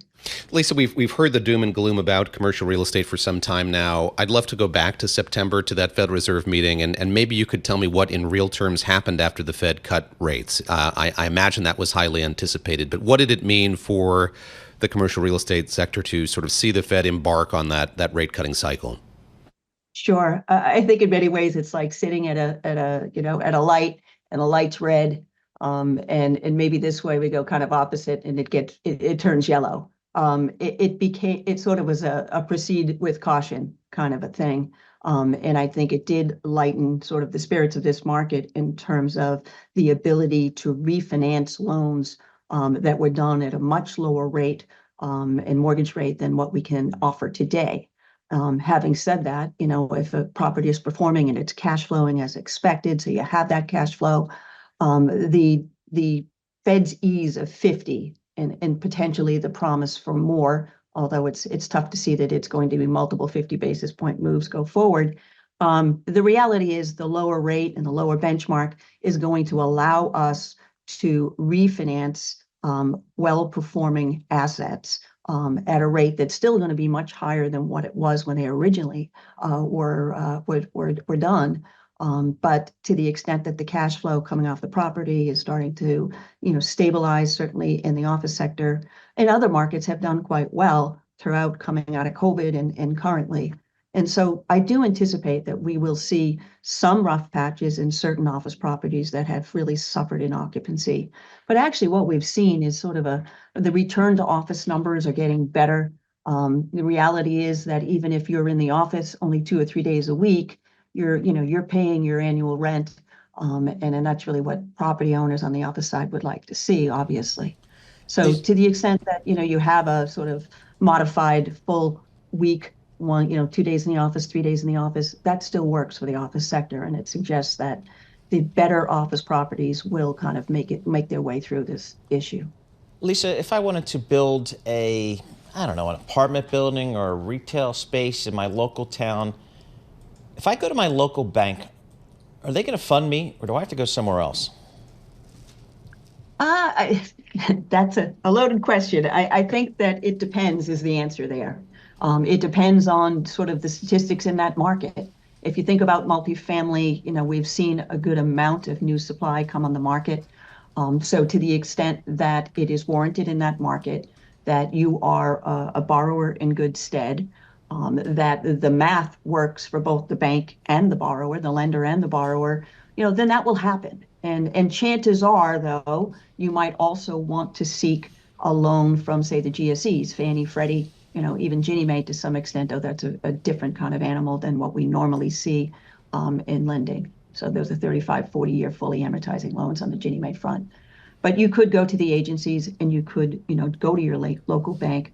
I guess the concern is sort of multifamily and where we are in that sector. It is a sector that historically has always been very stable. And yet I do believe, like during COVID, we've seen more production, more supply in multifamily. And in certain markets, that has become a problem. However, I feel like it's starting to moderate, that new product is being absorbed. And for now, the multifamily market is performing reasonably well. If you just look at sort of, cap rates, for example, on multifamily right now, they're around 5.5% or so. And if you look at multifamily delinquencies, really within the CMBS market, they're quite low at around 3.4% or so. And, I'll take that all day long in terms of compared to what we'll see in the office market where those numbers were higher. They're now around 8.4% or so. But they certainly have been higher coming out of COVID and the like. Lisa, we got about a minute left, and we can't escape this campaign. Here we are 11 days out from Election Day. I know you've done a scenario analysis of sort of what each election outcome might mean. Digging into that, I'm curious. I looked at your analysis and I saw this kind of regulatory matrix at the end, noting sort of when the leaders of these regulatory agencies are leaving, when their terms are up, et cetera. Very quickly here, sort of how much of a difference is that likely to make for commercial real estate, sort of change or undulations in the leadership at those major regulatory agencies in D.C. after this election? I do think that from a regulatory perspective and who heads some of those agencies, like the SEC, for example, which is an agency that we, deal with directly often, it's going to matter to some extent. Yes, if a Republican is in the White House, I suspect that would probably be favorable or at least status quo for our market and financial markets in general. And then also, who knows on the other side, if a Kamala Harris gets in, it could be not all that different either. It would probably be the same. So you probably would keep those same heads of those agencies in place. And to the extent then it would be just more of the same. We've had great conversation and good relationships with the regulators in terms of doing our best to very much understand their goals and trying to meet those goals. Lisa, thank you so much for joining us today. Appreciate getting your thoughts and analysis of the commercial real estate business. That's Lisa Pendergast. She's Executive Director for the Commercial Real Estate Finance Council. I'm just wondering, like when a big office building on 3rd Avenue trades, at what discount will it be to pre-pandemic levels?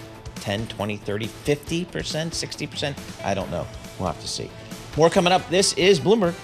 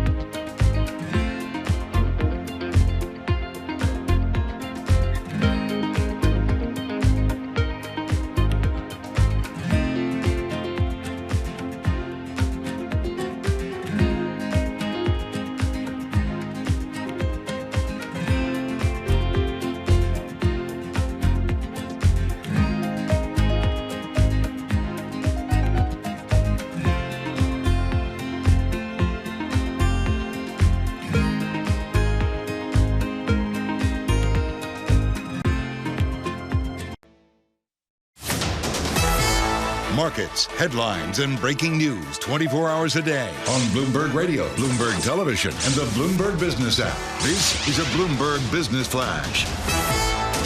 From the Bloomberg Interactive Broker Studio, I'm Lisa Mateo. Futures right now pointing to a higher open on Wall Street. Investors looking past that jump in borrowing costs that cooled market sentiment earlier this week. So right now we have NASDAQ futures up 0.3%, 76 points. We have Dow futures up 0.2%, 90 points. S&P futures up 0.3%, 17 points.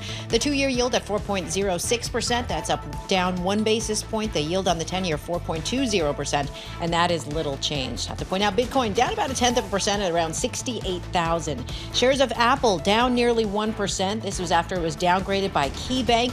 It's questioning its growth expectations.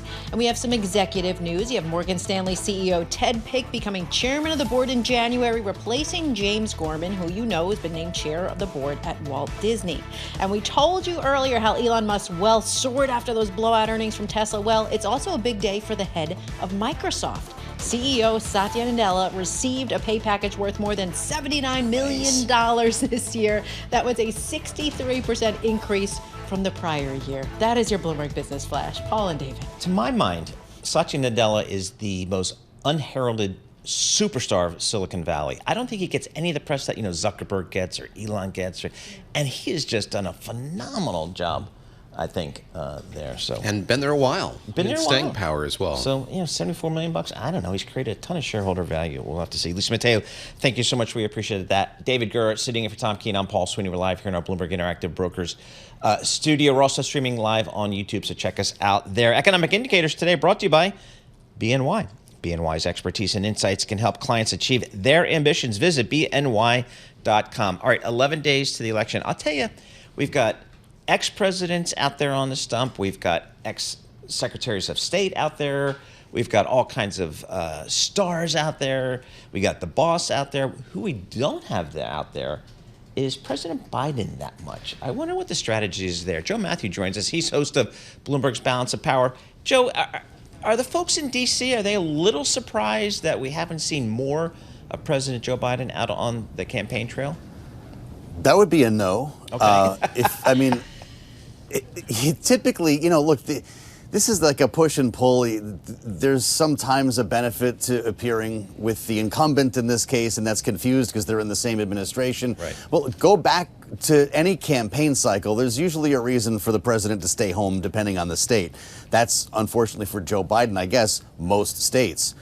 He's still being used in Pennsylvania in some areas that are close to his heart, the boy from Scranton.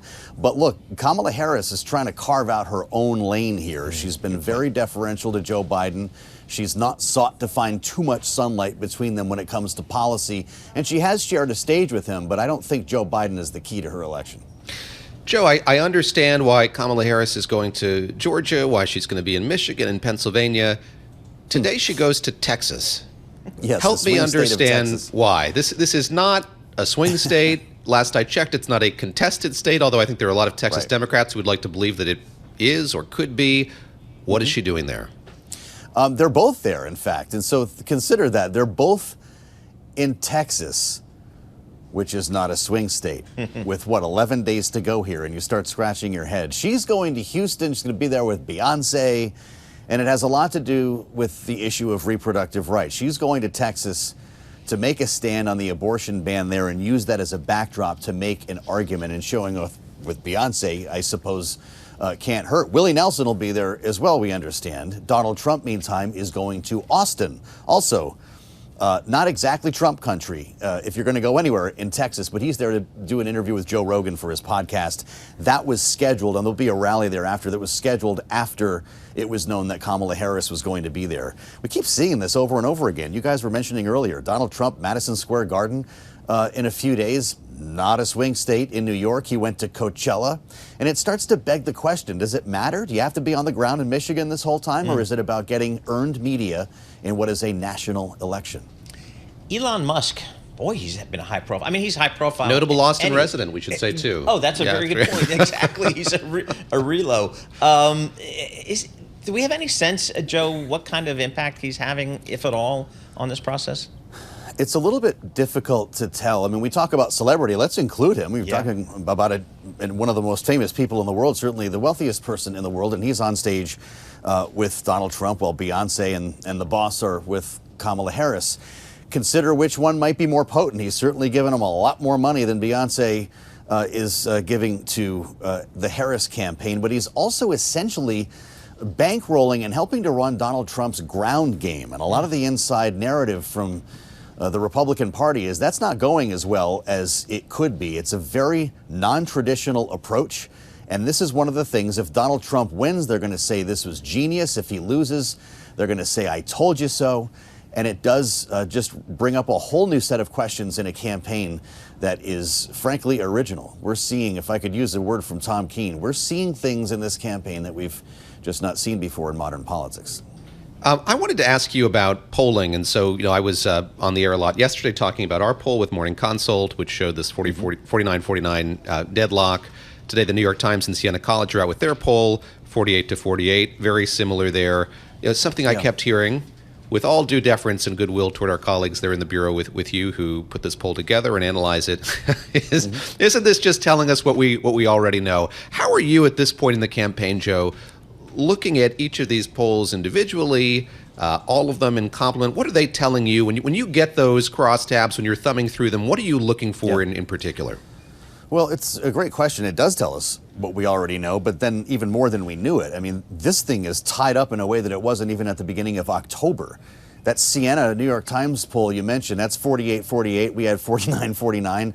That's pretty interesting, guys, to have two major polls like that find such a similar finding and be so consistent over the weeks. But Kamala Harris lost 4 or 5 points in that Siena poll since the beginning of October, which is why Democrats, many of whom believe Donald Trump is undersampled, are freaking out right now. This is why on Monday morning people woke up and said, my God, this isn't the race that we wanted. Donald Trump actually might really be headed for a win here, and so we're pulling out the stops. It's about turnout. It really is, even though that's a cliche. But inside that poll, there were a couple of noteworthy items. Donald Trump is still beating Kamala Harris by 5 points when it comes to the economy. Though interestingly, guys, a plurality of voters who we spoke with in the swing states, these are likely voters, still believe Kamala Harris will win. And you wonder, as voters like to pick a winner, as they say, that has some self-fulfilling prophecy to it. Hey, Joe, has much been made in this campaign about age with Biden versus Harris? I haven't seen it talked about that much. I'm wondering if that's part of the strategy, or they just a missed opportunity? I'm not sure what. Well, if you mean Trump versus Harris, the Harris campaign is really trying to go there. They're trying to use that as a cudgel the way Trump did against Biden. It has not stuck in the same way. And they've really been talking about this a lot more openly. Kamala Harris has a whole part of the stump speech that's on the rambling rallies and the crazy stuff, the Arnold Palmer thing, the references to Silence of the Lambs. I mean, it's been, in some cases, going off the rails, the use of swear words and the weave, as Donald Trump calls it, ping-ponging from issue to issue, sounding like a non sequitur at times. But he's not Joe Biden. People see him as energetic. Maybe it's the makeup. I mean, look, the guy just keeps on going, even though there have been reports out there that he's, quote unquote, exhausted. They've been hitting that hard, too. Voters just see him differently than they see Joe Biden, even though he's only a couple of years apart from him. Has a lot to do with, I guess, the way we all age individually. Joe, let me ask you lastly, sort of what you're hearing from guests on your show who are not politicians or analysts, but are kind of squarely in the world of knowing both Wall Street and Washington. I had a conversation yesterday with John Authors about the so-called Trump trade and talked a bit about sort of what it means. And we went through all the various scenarios of what Wall Street is expecting or thinks might happen in terms of who might win the White House and who might win the House and the Senate and what that means. Can you distill for us what you're hearing from your guests about that sort of, I know there is this kind of wide divide now between the betting markets and what polls are telling us. What can we divine from that? What is that gap telling us just about perceptions and sort of how people are looking at this election? Well, if it comes to the poly market, I mean, some interesting reporting yesterday that it was a single French whale, as they called him. It sounds like an illicit menu item, who had like 4 accounts that was dumping all kinds of money in poly market that helped to skew those numbers a little bit. this has become a real partisan thing. You start talking polymarket, you start getting angry tweets for some reason, because a lot of Trump supporters think that the mainstream media is trying to denigrate what is a useful tool here, not taking it seriously, even though the pollsters, they say, always get it wrong. Look, the fact of the matter is there's no methodology to a market like that.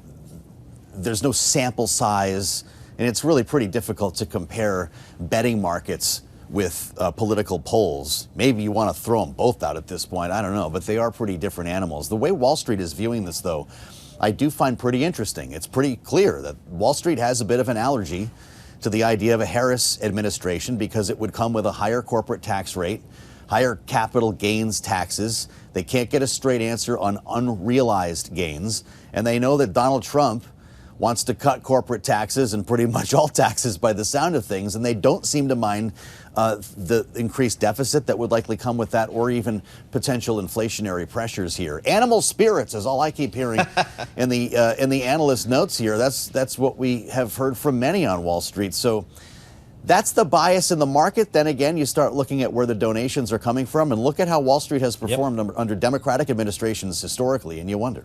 Very good. Joe, thanks once again for giving us a couple minutes of your time. Joe Mathieu, he's the host, folks, of Bloomberg's Balance of Power. Check that out at noon every day and at 5 p.m. as well, all Wall Street time. With our news in New York City, here's Michael Barr. Thank you very much, Paul, David, and Lisa. Vice President Kamala Harris entering her final sprint of the campaign, joining forces with Beyonce in the Lone Star State later today. Harris says Texas is ground zero for the fight over abortion. Last night, with former President Obama also joining her on stage, Harris at an Atlanta area rally warned the crowd so much is on the line in this election. The vice president pointing to the words of former Trump White House Chief of Staff John Kelly. Take a moment to think about what that means. That Trump said, quote, Hitler did some good things. And that Trump wished he had generals like Hitler's who would be loyal to Trump and not to America's Constitution. Trump now firing back, calling Kelly a man of rather low intelligence. The former president, speaking at an event held by conservative group Turning Point Action in Las Vegas last night, told supporters that when it comes to immigrants in the U.S. illegally who commit violent crimes, he'd use a law that goes back to the 18th century. I will invoke the Alien Enemies Act of 1798. Speaking about immigration, he compared the U.S. to a garbage can. The Gaza Health Ministry says Israeli strikes have killed 38 people in Gaza and 3 journalists in Lebanon today. Meanwhile, Secretary of State Antony Blinken is meeting in London today with officials from Lebanon, Jordan, and the United Arab Emirates as he continues to push for an end to the fighting in the region. Blinken said he's intensely engaged in achieving real security along the Lebanon-Israel border. We want to see civilians protected. We want to make sure that Lebanese armed forces are not caught in the crossfire. Blinken said the U.S. does not want to see a protracted campaign against Hezbollah in Lebanon by Israel. Global news 24 hours a day and whenever you want it with Bloomberg News Now. I'm Michael Barr. This is Bloomberg. Paul, David, Lisa. All right, Michael Barr, thank you so much. We appreciate that. Bloomberg Surveillance brought to you by IBKR. With Interactive Brokers Forecast, a trader. You can trade your views on the 2024 elections. Just answer yes or no. Visit ibkr.com/forecast and get started today. David Gura, Brooklyn, big Halloween thing. Oh my gosh, the kids it's are out in and about. Full effect, and I think in every neighborhood it's a real scene in Brooklyn. But I'm impressed by I think maybe it's some election fatigue. People are devoting more attention and time to buying decorations and putting up than they have in the past. But it is always a scene, and I think this year will be, if the weather holds, especially good. Yeah, because I was walking around Brooklyn last night. I try to not go there too often because it's too hip for me. But and it was great decorations. Yes. The folks had just looking skeletons great out there everywhere. Yeah, so I kind of feel like, boy, this is going to be a happening spot on Halloween. So we'll have to see. But we'll check it out. This is Bloomberg. Good morning.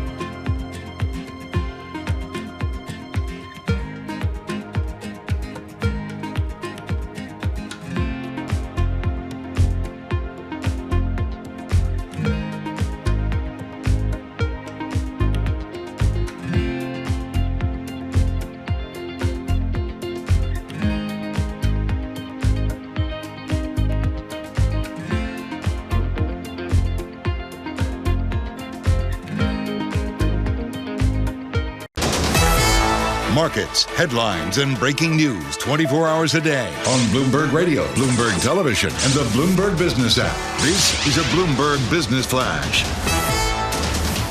In the Bloomberg Interactive Broker Studio, I'm Lisa Mateo. We have futures advancing in early trading to end off the week with big earnings week winding down. While traders are now turning to eco data next week. We have the October jobs report in focus. Today, though, we did get some more economic data. We got durable goods orders for September. The expectation was for a drop of 1%, came in at a drop of 0.8%. At 10 a.m. Wall Street time, we'll get a read on sentiment from the University of Michigan. All right, so we have NASDAQ futures up 0.4%, 98 points. Dow futures up 0.2%, 114 points. S&P futures up 0.3%, 22 points. And this news coming across the terminal, the New York Stock Exchange extending trading on its ARCA equities venue to 22 hours on weekdays. Over to the bond market. The 2-year yield, 4.04%. That's down 3 basis points. The yield on the 10-year, 4.18%. And that's down 2 basis points. Shares of Capital One, they're up about 3%. An earnings beat for the bank that's looking to acquire Discover. And you have shares of Spirit Air. They were up 7%, now up 16%. Word that it plans to sell planes worth about $500 million to help boost cash as it nears that possible bankruptcy filing. And I thought this was pretty cool. Tesla said to open a 50s diner-themed charging station in Los Angeles. EV drivers, they can grab a bite, catch a movie while they're topping off their battery. That is your Bloomberg Business Flash. Paul and David. All right, Lisa Mateo, thank you so much. We appreciate that. David Gura sitting in for Tom Keene. I'm Paul Sweeney. We're live here in our Bloomberg Interactive Broker Studio, streaming live on YouTube as well. You know, coming out of the pandemic, one of the most interesting healthcare kind of stories has been these GLP-1 huge stories. It's just extraordinary. Yeah. I know a couple of people that are using them, and the effects have been dramatic. I mean, almost life-changing, and it's no joke. I want to get a sense of kind of where we are in this whole process and where we go from here. George Hampton joins us. He's the president and CEO of Curax Pharmaceuticals. George, thanks so much for joining us here. Again, it's been such an amazing story in the pharma space, these GLP-1 drugs here. Kind of, can you give us a sense of, again, just kind of where we are in the evolution of this therapeutic and maybe kind of where we go over the next couple of years? Sure, and good morning. Yeah, and importantly, Curax doesn't have a GLP-1. We have different types of weight loss medications that we've had on the market for some time. But the GLP-1s have really changed the entire landscape of weight loss treatment, right? And that's for a couple of reasons. One, they're fantastic products, and you know that because you're seeing that, as you said, in your friends and family.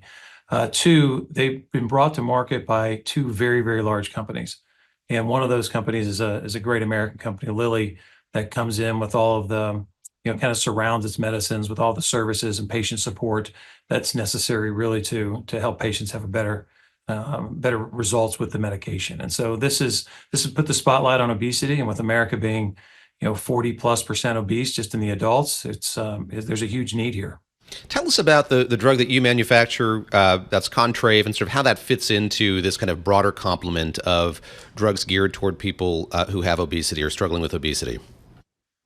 Yeah, so Contrave is not a GLP-1 and works completely different, which is important because with a disease like obesity that's very, very complex, has multiple reasons that it presents in each individual person, you need to have choice. And so doctors, and you'll see this in the literature, say one size doesn't fit all. You can't just have a new product like a GLP-1 and think that's going to cover everyone.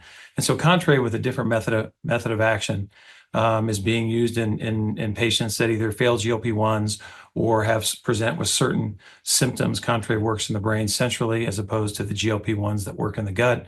And so if a person has irrational cravings for food, maybe they're stressed or something else is driving food cravings, we help control the dopamine release and the feeling of a high that a person gets when they eat. And so it's a completely different mechanism of action, and physicians have needed to have, in every disease state, multiple medications in multiple classes in order to control diseases. So, George, you mentioned kind of the high rates of obesity here in the U.S., and the GLPs are one tool to kind of deal with that. But that feels to me kind of temporary. If one were to go off their GLP-1 regimen, presumably some or all of the weight would come back. I don't know how that really plays out. Is there a longer-term, more fundamental treatment for obesity that's either here in the market or something that you and others are working towards? There's 70 programs in clinical development right now. And so it's one of the most active, if not the most active clinical landscape right now. And so there's a lot of interest because the market is very big, and the problem is our number one epidemic nationally. And so a lot of people are interested in it. And there's everything from GLP-1s to other types of controlled substances to medical devices that are being approached. And I'm sure that there's someone working on gene therapy or cell therapy to make positive changes in the disease. It's going to be that way probably for the next decade as we bring new products to market. When you do go off your medication, whether it's Contrave or off of a GLP-1, you are likely to gain the weight back because obesity is a chronic disease. And so it's not different from hypertension or diabetes or osteoporosis in that you have a disease and you need to treat it and control it. And if medication works, then that's a medication you should stay on until your doctor tells you not to. George, I'd love to pull back and get a sense from you of how the pharmaceutical industry is doing at this point in time. We hear so much about prices and the conversation happening between companies and lawmakers about what prices should be. I know that yours is a company that doesn't do, as I understand it, a whole lot of development on your own. You're acquiring pharmaceuticals that have been developed elsewhere. What has the environment for that been like in recent years? Can you kind of situate the pharmaceutical industry and the broader economy right now, as we've talked about, what have been headwinds to so many different industries, chiefly, higher interest rates?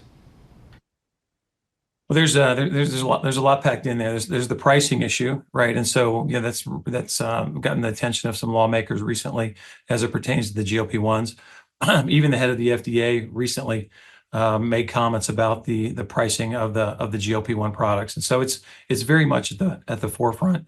Our system of healthcare delivery on the commercial side definitely requires a higher price because of all the middlemen in the middle, and I think that's been established. We haven't had the ability as a country or as a legislative body to do anything about it yet, but I think it's working its way there.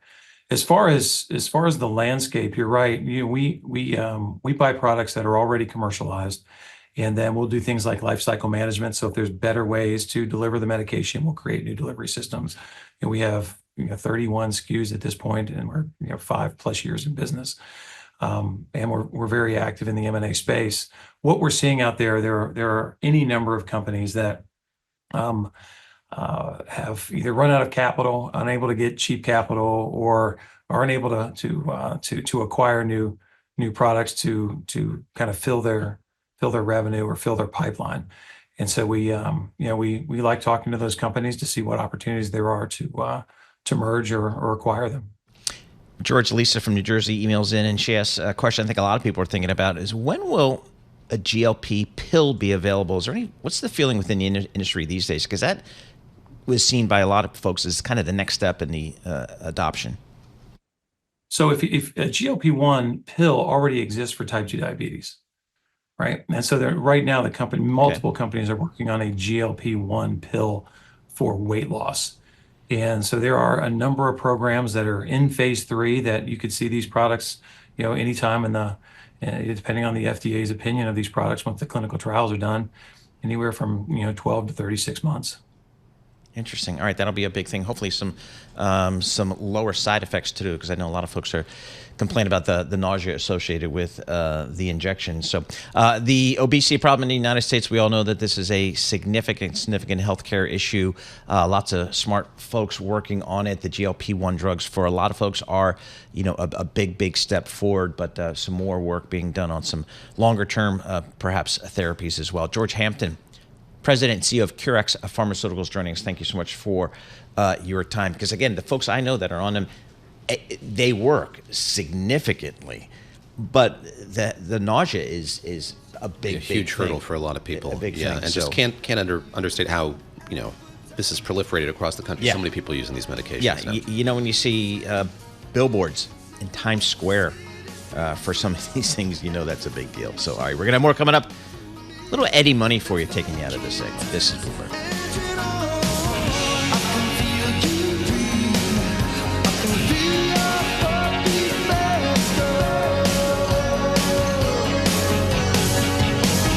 Take me home tonight. I don't wanna let you go tonight.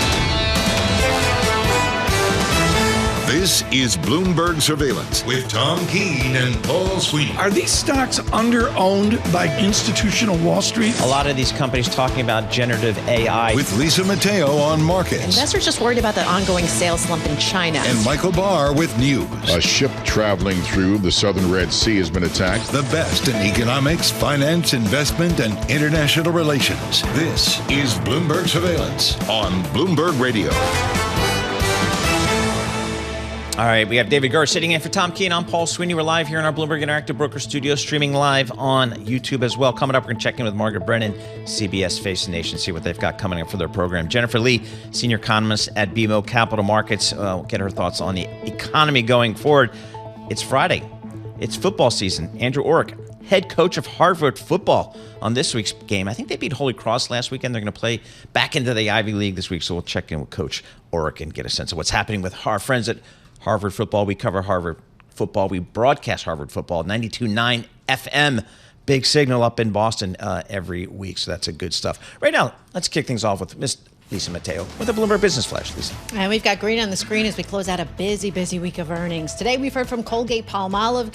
Shares were up 2%, now down about 2%. They reported a third quarter earnings beat. Then you have New York Community Bank Corp. Their shares down nearly 8%. Guidance for net interest income, earnings per share for 2024-2025, well, they were below what Wall Street expected.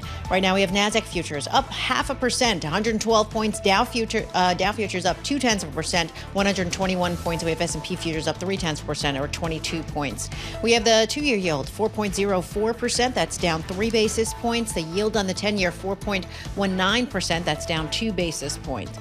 Oil resuming its advance after a 2-day drop. Right now we have Brent crude up more than 1% at $75 a barrel. WTI crude $71 a barrel. We have spot gold at $2,730 an ounce. Shares of Capri Holding down 47%. The reason why? Well, a federal judge blocked its planned $8.5 billion takeover of rival retailer Tapestry. They do Coach and Kate Spade. Tapestry up about 13%. And shares of Apple down nearly 0.5%. It was downgraded by KeyBank as it questions its growth expectations. That's a Bloomberg Business Flash. Paul and David. All right, Lisa Mateo, thank you so much. We appreciate that. David Gura sitting in for Tom Keene. I'm Paul Sweeney. We're live here in our Bloomberg Interactive Broker Studio. Bloomberg Surveillance today. It is brought to you by Interactive Brokers Portfolio Analysts. Consolidate and analyze all your financial accounts on one powerful dashboard for free. Sign up for Portfolio Analyst at ibkr.com/free PA. 11 days to the selection, someone told me. I think that's happening out there. I'm guessing our good friends at CBS News are paying attention to this stuff. Margaret Brennan joins us. She's the host of Face the Nation. You can listen to see Face the Nation Sunday mornings at CBS Television Network. You can hear it on Bloomberg Radio 92.9 FM up in and across all of Bloomberg here. Margaret, talk to us about how are you covering this election 11 days out come this Sunday morning? How are you going to feature it on Face the Nation? This Sunday on Face the Nation, we're going to be speaking to Vice Presidential candidate J.D. Vance. I'm headed out to Erie, Pennsylvania, Western Pennsylvania, to talk to him. That's one of the places he's really hoping to make a final argument. That state could be so decisive. It has 19 electoral votes, and it's the 270 number we're focused on, not that popular vote at this point. We'll also have Liz Cheney on the program to respond, lifelong conservative who's making the argument to fellow conservatives that the Trump-Vance ticket is an assault, is dangerous to democracy, and if you have, positions that perhaps you can't quite reconcile with the Democratic ticket, maybe put that aside in the what she argues in the interest of furthering democracy. It's a really fascinating dynamic in this campaign that you have conservatives campaigning for Democrats, but that is where we are in America 2024. Margaret, something you and your colleagues have been doing, and I think it's so great, is talking to these secretaries of state in swing states across the country. You had Brad Raffensperger of Georgia on last weekend and Jocelyn Benson of Michigan, and something that stood out from Mr. Raffensperger to me was his assertion that the equipment is working. He's saying that things are going as they should be going. I know you've got 2 more coming up this weekend as well. Put all of it together for us. We see kind of astonishing numbers in North Carolina and Georgia of folks who are voting early. Is the general sense that this is proceeding apace and going well? And what, if anything, is giving these secretaries of state pause as we look ahead to November the 5th?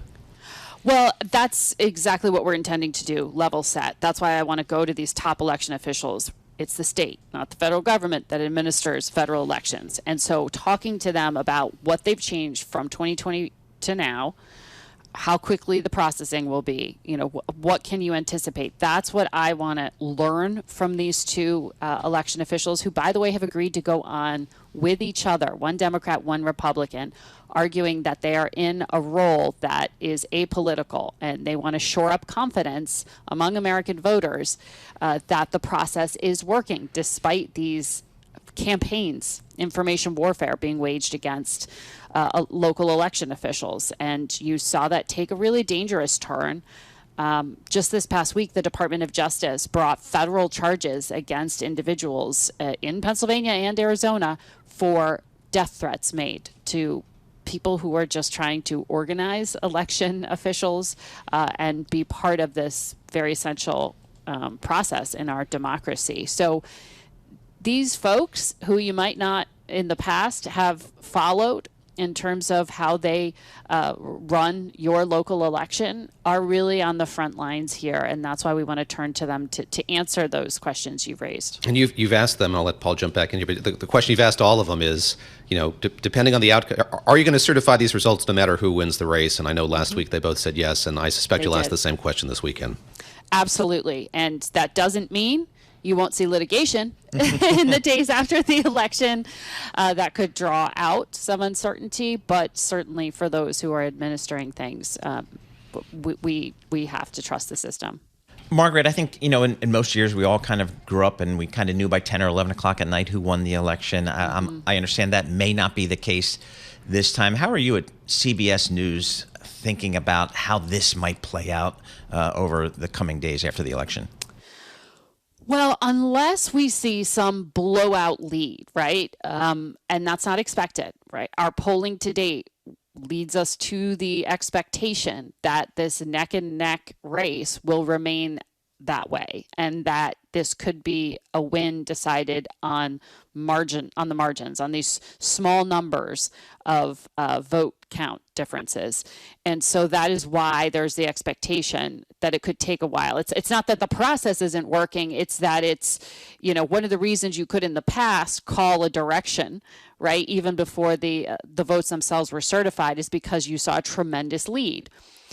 When you don't have a tremendous lead, when it's a difference of thousands of votes, that isn't so clear, right? You literally do have to wait till every vote is counted and certified. So that's why we are in this more drawn out period of time in a divided America.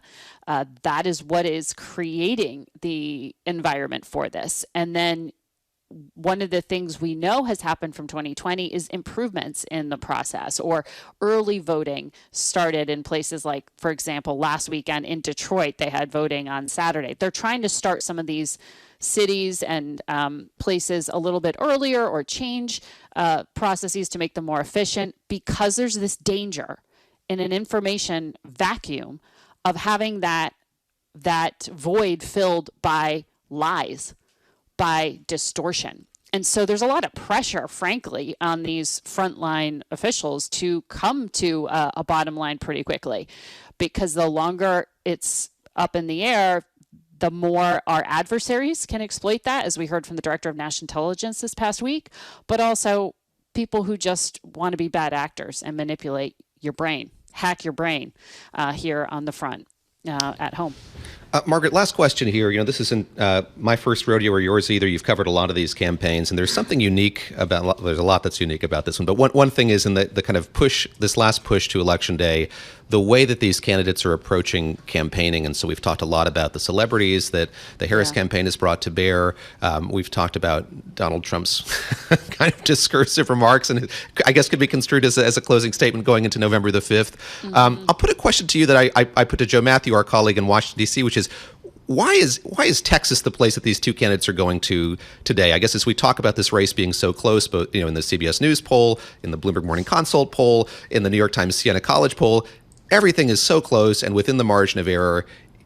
Are these campaigns just trying whatever novel approach they can here? What do you make of them going to Texas at this point in time? beyond the Beyonce factor for lest I forget the Beyonce factor. President Harris. Right. No, you raise a great point.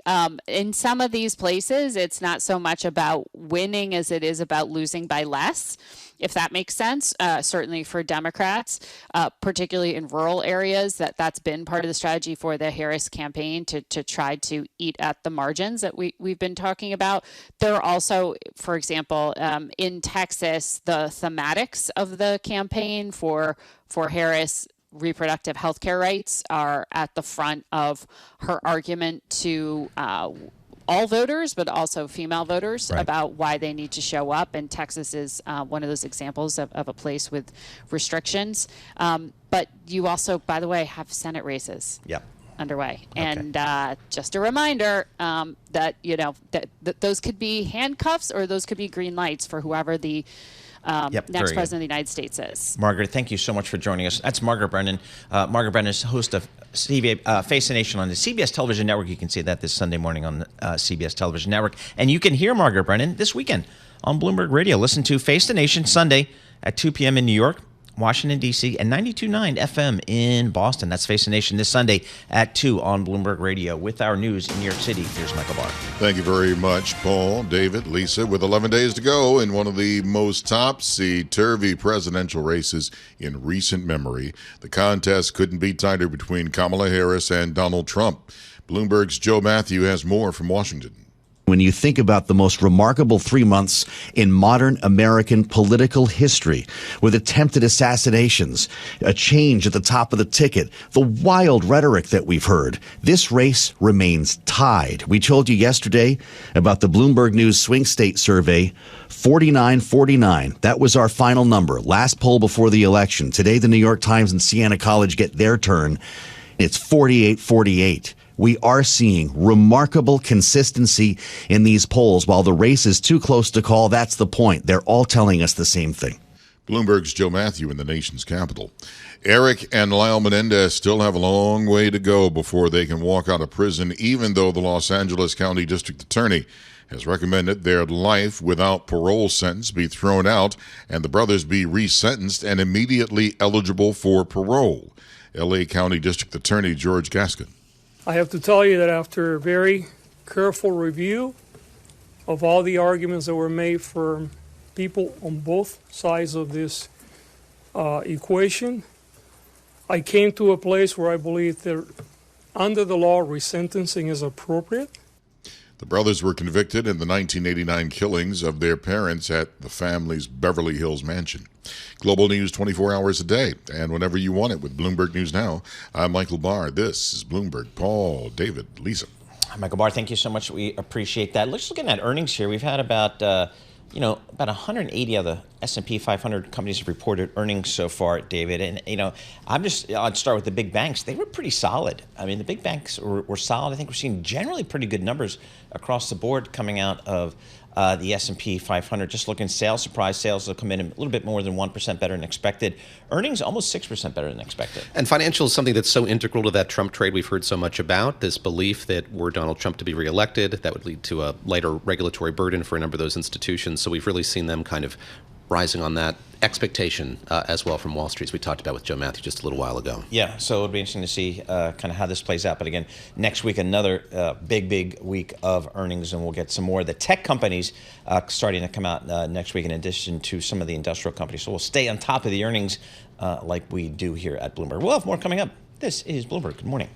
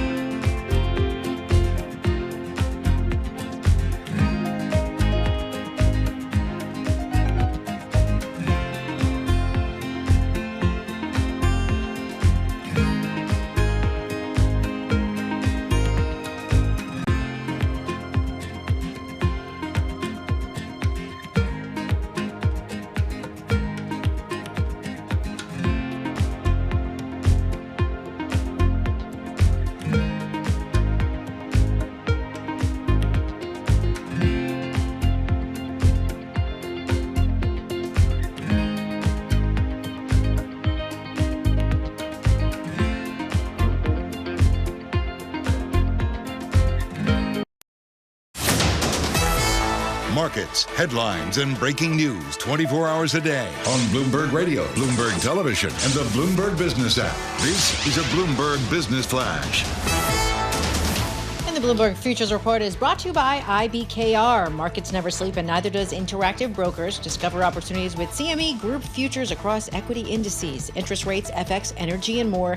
Access CME futures around the clock at Interactive Brokers. All right, we have futures advancing with the S&P 500 right now up about 0.4%, suggesting it could trim its first weekly drop in 7.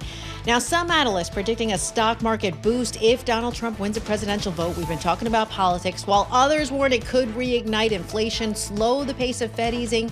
Bank of America strategists, though, say the U.S. election nears. Faith in gold and AI stocks, that is growing. We have NASDAQ futures up 0.6%, 126 points. Dow futures up 0.3%, 127 points. S&P futures up 0.4%, 23 points. The 2-year yield 4.05%. That's down 2 basis points. The yield on the 10-year 4.19%. That's down 2 basis points. Shares of Mercedes down 1% in Germany. Its quarterly car-making margin fell to 4.7%. That was due to some competition in China. And Paul, you said it, Fox going to benefit from the World Series. Listen to this. It said it sold out its ad positions for the first 2 games. More spots could open up because you have pitching changes, extra innings, things like that. A 30-second spot in the first 5 games. The network has been asking for $450,000 to $500,000. For on-demand news 24 hours a day, subscribe to Bloomberg News Now, wherever you get your podcasts. I'm Lisa Mateo. That is a Bloomberg Business Flash. All right, big money, New York and LA. Why not? I mean, get premium pricing there. Have you been? Have you ever been to a World Series game? I have. You have? Yes. Wow. At the old Yankee Stadium. Okay. So it was great. So if you're going to do You've had opportunities as a Yankees fan, I guess, to go repeatedly. Yeah, exactly. So we've been in. So we'll see. But it's going to be great this year. Looking forward to it. We'll see how that plays out. All right. So Jennifer Lee joins us here. She's a senior economist, managing director at BMO Capital Markets. Jennifer, thanks for joining us here. It's kind of a light week a little bit for economic data, although I did see durable goods orders came in a little bit better than expected today. We'll get some UMich data at 10 a.m. Jennifer, it just seems like everybody just wants to talk about the election, so let me just throw it to you. What's your little nutshell message for your clients as they think about this election down here in the U.S.? Well, good morning, everyone, and thanks for having me on. So, that's an interesting question. I think our clients we're just basically telling them to, prepare for anything right now, because as you were just saying, and I'm getting heart palpitations thinking about it, it's a very, very tight race. We're obviously going to see more volatility playing out.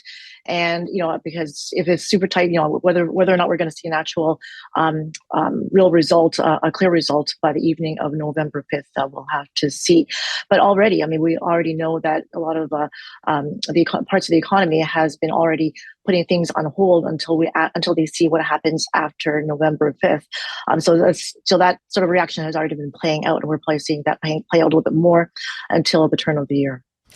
Let me ask you about how it's playing out in the bond market specifically. We've been talking about the Trump trade over the course of the morning, and something that's so fascinating to me is, yes, we've seen a lot of volatility in U.S. bonds, but baked into that belief on Wall Street, or in many parts of Wall Street, that Donald Trump would win this election, is a complete ignorance or blindness to what his policies would mean for the deficit. How do you square the two things? If you're looking at bonds as an investor, how do you think through sort of what the impact of, I guess, both of these presidents, because when you look at the analysis of Kamala Harris's policies as well, that would add to the deficit by several trillion as well. How do you think through that as you're looking at bonds? It's almost like you have to think about it in stages, right? Like the automatic impact or the more immediate impact, will probably be a boost to the economy if we see corporate tax rates coming down. If you're, interest rates, or if you want to buy a car, you can deduct the interest, for example, as the Trump camp has been saying. At the same time, if you see tax hikes coming from the Kamala Harris group, then of course that's going to see slower economic growth. So I think it's more the immediate impact to what happens to the economy, and of course longer term, both candidates are not really addressing the fact that both of their policies are going to be adding to the bottom line, or whether it's like $3.5 trillion for the Democrats or potentially double that for the Republicans, that remains to be seen. But I think right now for the bond market, they're looking at, again, the immediate impact. They're also looking at the data. I don't think it's been a little bit of a surprise to see some of the data coming in for September above expected. You mentioned durable goods orders this morning, also beating expectations, the core measure particularly. at 0.5%. So that is, you tack that on to what we already saw so far, like that surprise jobs report for September. We'll get the next one we'll get the October one next week. Retail sales were also very solid. And of course, the sticky CPI. So that also brings into question whether or not the Fed is going to, or how aggressive they're going to be going forward. Tariffs. That seems to be an economic discussion point for both campaigns. I kind of grew up in the world of A, they don't really work. They're not that effective. And B, they're kind of just, at the end of the day, a tax on the U.S. consumer. But I feel like I'm in the minority now. It seems like both parties are, to varying degrees, are embracing tariffs. What does your work show you about tariffs? It will mean, at the end of the day, it will mean higher prices for the American consumer. It will mean inflation potentially is going to be heading the other way.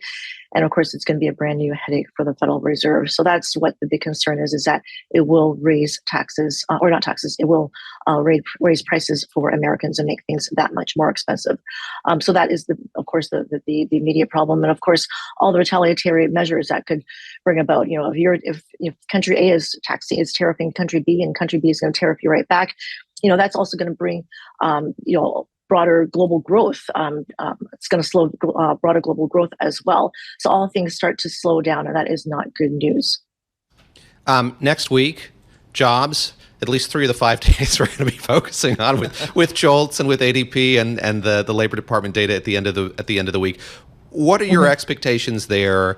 How are you going to be looking at those numbers? What's your sense of how the Fed is going to be looking at those numbers? Again, there's this adamance that they're not data point driven; they are data driven. How do they regard what we're going to see next week? So it's almost like you have to look at the overall trend, right? And as shocked as all of us were with that September jobs report, we're going to have to see how October plays out, whether or not there's going to be a revision, if it's going to be downward. But October is also going to be uber messy. We are actually only looking for like 140,000 gain, but you've got all these external factors kicking and playing in, all the different hurricanes, Helene, of course, and Milton, the Boeing strike, which is dragging on, the East Coast worker strike, even though it was only like a few days long, but that had an impact. So there's a lot of noise going on.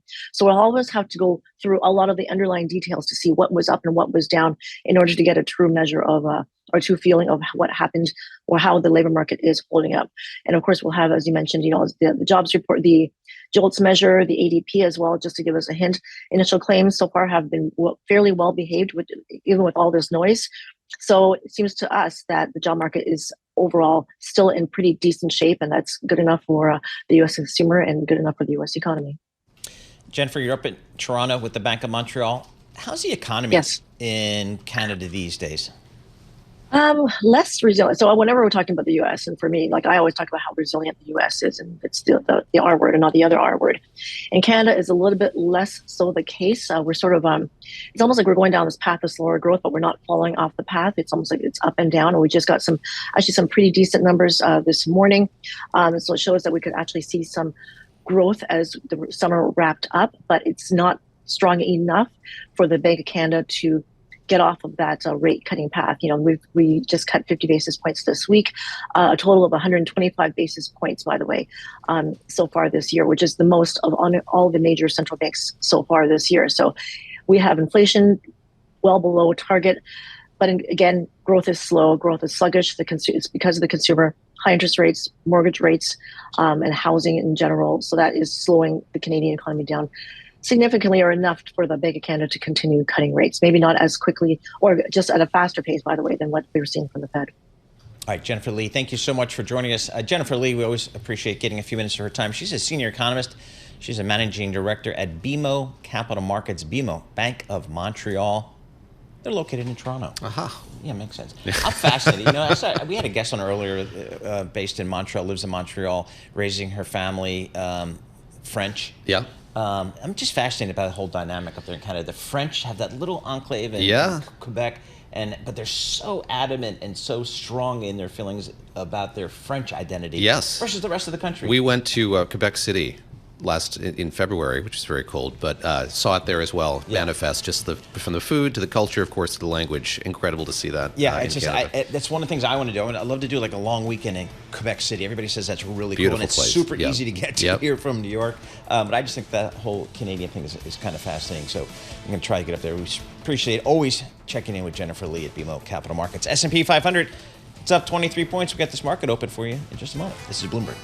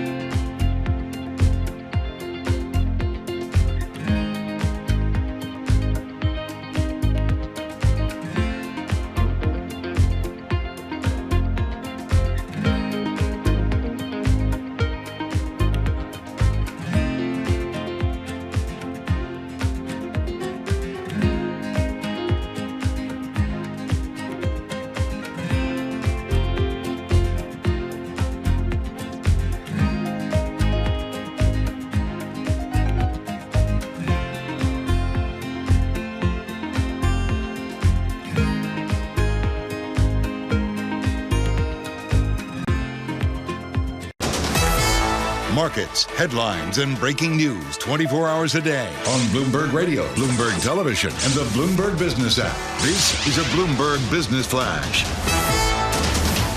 And the opening bell report brought to you by BNY. BNY's expertise and insights can help clients achieve their ambitions. Visit BNY.com.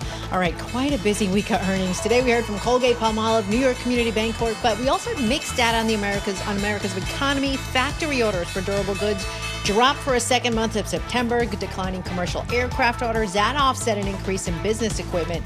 Meantime, economists at a Bloomberg survey, they nudged U.S. economic growth projections higher through early next year, and that was led by consumer demand. Let's get to the markets as we kick things off right now. We'll start with the S&P 500, up 0.4%, 26 points at 5,837. The Dow up 0.3%, 152 points at 42,518. We have the Nasdaq up 0.6%, 108 points at 18,500. 2,525. The 2-year yield, 4.04%. That's down 3 basis points. The yield on the 10-year, 4.18%. That's down 3 basis points. We have Brent crude, $75 a barrel. That's up nearly 1.5%. WTI crude, $71 a barrel. And we have spot gold at $2,729 an ounce. At the open, I also want to check in with Apple. Their shares a little changed right now, and this is after getting a downgrade from analysts at KeyBank. That is your Bloomberg opening bell report. Paul and David, back to you. All right, Lisa Mateo, thank you so much. We appreciate that. David Gura sitting in for Tom Keene. I'm Paul Sweeney. We're live here in our Bloomberg Interactive Broker Studio, streaming live on YouTube as well. So go to youtube.com, search Bloomberg Podcast. Back in the day when I was a sell-side analyst, you went to Boston 3-4 times a year to shill for your II votes, which I got, by the way. I owned that town for a long time. One of the places you went was Wellington Management. I mean, solid, old money, crusty New York money. That's where you went. Some smart people there. I never got off on the fixed income floor. I went straight to the equity floor. Elevator didn't stop there. Yeah, no, that's too much math. Brij Khurana joins us. He's a senior managing director, and he's a fixed income portfolio manager at Wellington Management. Hey, Brij, is our Federal Reserve going to cut interest rates in November? Because I'm looking at some of this economic data, even like the industrial production numbers that came out today, pretty solid across the board. What do you think our Fed's going to do? Thanks for having me back. Yeah, I do think they are going to cut about another 25 basis points in November. You know, why has the Fed changed its rhetoric to focus so much on the unemployment rate from focusing on inflation? I really think it comes from their change in view. They have this line that they've been repeating quite often, that the labor market is not the source of the inflation in the economy. And that is their biggest fear, because that's what the 1970s was about, the wage price spiral. And now they don't believe, and they're right about that, I think, that the leads speak to the labor market not being the reason we have inflation in the economy, and that means that they can go back to their pre-COVID policy of targeting the neutral rate for the economy, which they think is about 3%. That's the level where they don't think policy is expansionary, they don't think it's contractionary, and they're looking at the economy and they say, look, interest rates are at 5%, we think 3% is neutral, we have a lot of room to cut, and we're still in restrictive territory. So I think they're going to continue along this path with that 25 basis point cut. For a neophyte like myself who has heard of R-Star but just doesn't understand the intricacies of it, how difficult is it for them to target this, and how much disagreement is there among policymakers on that committee about what it is? So it's very hard to know. You only know when you're either not above in it real or below time, it, right? You don't know in real time. What you can do is you can look at their estimates. So you go to that dot plot that we all talk about, look at where their long-term dot is. It's around 3%. And there's actually a lot of, that's the spot where there's most consensus on. So they think it's around 3%. But I don't think that really matters whether or not it's 3, 3.5, or 2.5. The point is that they're at 5, and they're dealing with an inflation story which is less pronounced than it was 2 years ago. And so they're basically saying, okay, maybe it's 3.5. Let's see what the economy looks like when we get down to that 3.5 level. If it's still accelerating at that point, then yes, maybe the neutral rate is higher. But we just know that we're much higher than that at this point. All right, so if I'm in the fixed income business today, I don't know. I don't have to be a rock star. I can sit in a 2-year treasury and get. You could get off on that floor. I can get off on that floor and say, "Hey, kids, I'm long the 2-year treasury. I'm clipping a 4.05% coupon. Should I just do that, or should I take some credit risk?" Yeah, I mean, I do think that bonds are attractive. I do think that when you look at credit spreads, they are quite tight right now. So investment grade spreads, looking at the Bloomberg indices, less than 100 basis points, high yield spreads below 300 basis points. That is not a lot of compensation for the risks that are out there. I mean, we are in the first quintile of spreads, and historically over the next 3 to 4 years, that does mean negative excess returns for credit sectors. And I do think we actually are seeing defaults and the distressed exchange ratio, which is basically when your bonds get primed by other borrowers. And so, we're seeing that increase. It's around 5.6% right now, which is actually quite high. And so, relative to defaults and recovery rates, we don't really feel you're being compensated very handsomely right now in credit markets. Let me go negative here and say, were things to take a turn, were we to get this kind of phantom deep downturn or recession, how well equipped is the Federal Reserve to deal with that at this point in time? When you look at sort of the policies that they've put in place, certainly the amount of assets that they bought as well, that they're beginning to unwind. Should we be worried about what tools remain in the Fed's toolkit? I mean, I think given where the starting point on policy rates is, they have a lot of tools. I do think that this cycle is going to be different if we do enter that downturn, in that I think as much as they're going to continue to use interest rates as the primary tool to which they change monetary policy, I think they're going to be loath to use the balance sheet as aggressively as they did after COVID. And so, I think if there is a problem in the Treasury market, I do think they'll come in and buy bonds like they did in March 2020. But I think they were roundly criticized for buying so many agency mortgage-backed securities after COVID and thereafter. And so I don't think they're going to be doing that the next round. And I do think that is an important point, though.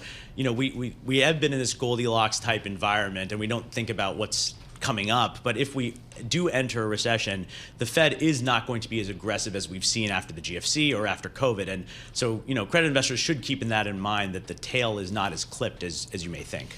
September was I think the biggest month for investment grade new issuance on record. All the banks have been flooding into the market with new issues.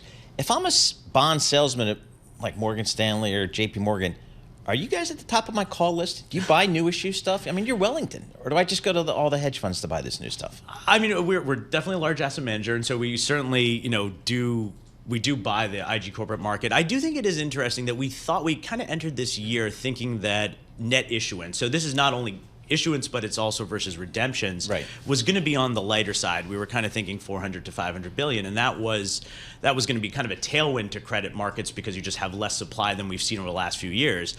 I've just been almost surprised by how much issuance we've seen. I think gross is 1.2, 1.3 trillion, and even net issuance is kind of 600 billion-ish. And so it definitely, I've been surprised by two things. One, the amount of supply we've seen in the investment grade corporate market, but just kind of the ravenous nature with which everyone's taking it down. Its supply almost causes spreads to tighten, not widen. Every book I see for these things, I don't care if it's Purina Cat Chow or JP Morgan, these things are oversubscribed multiple times in a bond market. I mean, I expect that from one of my IPOs back in the day because I was a great syndicate salesman. But fixed investment grade debt? Yeah, it is interesting. I think what people are really focusing on is the high level of yields compared to the level of spreads. That's what we constantly hear. Well, spreads are tight, but yields are high on a long-term basis.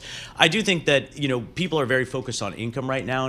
In fixed income, focus on the income part. I don't think people should really forget about the total return nature of fixed income, though, as well. And, I think we're talking a lot about the election these days, as I'm sure you all are. And I think in this, the market's really pricing in a large percentage of some kind of sweep. I think we should also think about the other tail, though. What if we get divided government? And in a divided government, you get that fiscal tightening. You get perhaps, slowing economic growth than we've had over the last few years.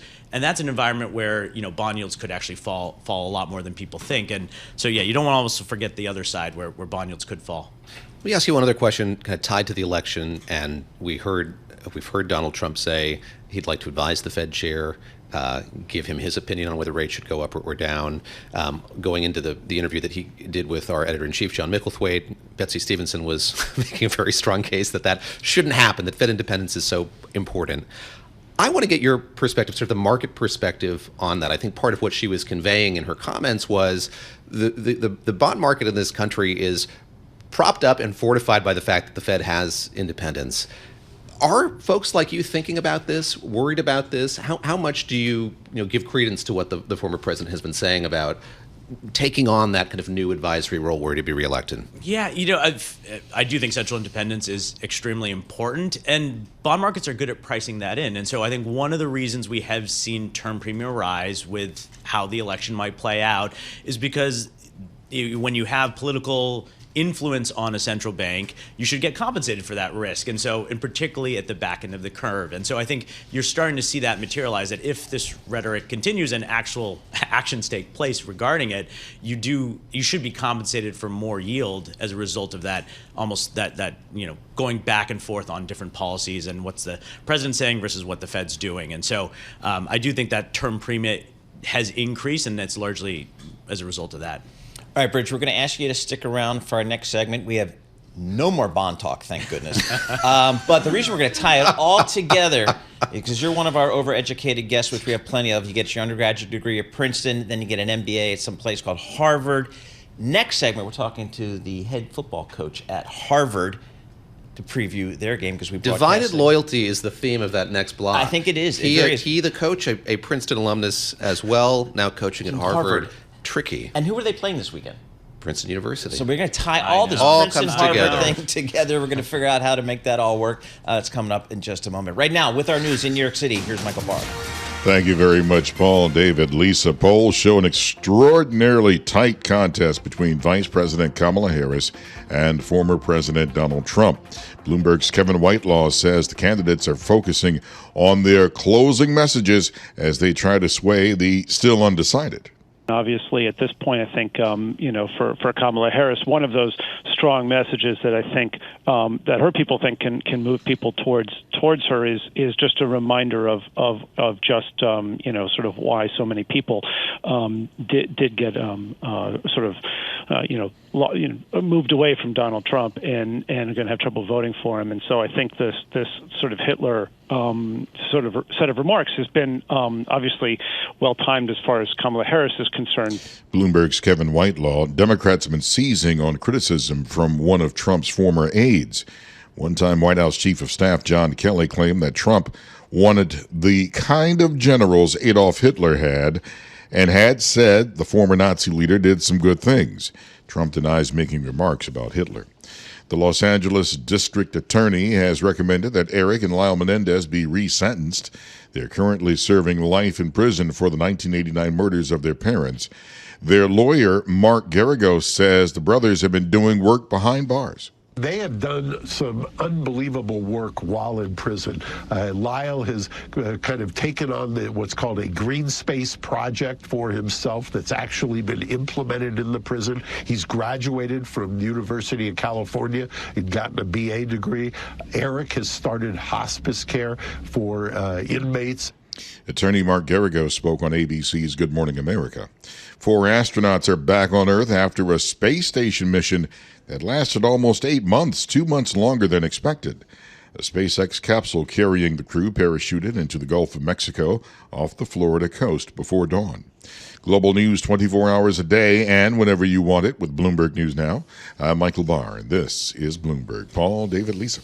All right, Dave, let's talk some weed here. Okay. Florida. Didn't think that's where you were going, but all right. How was that for a nice transition for you?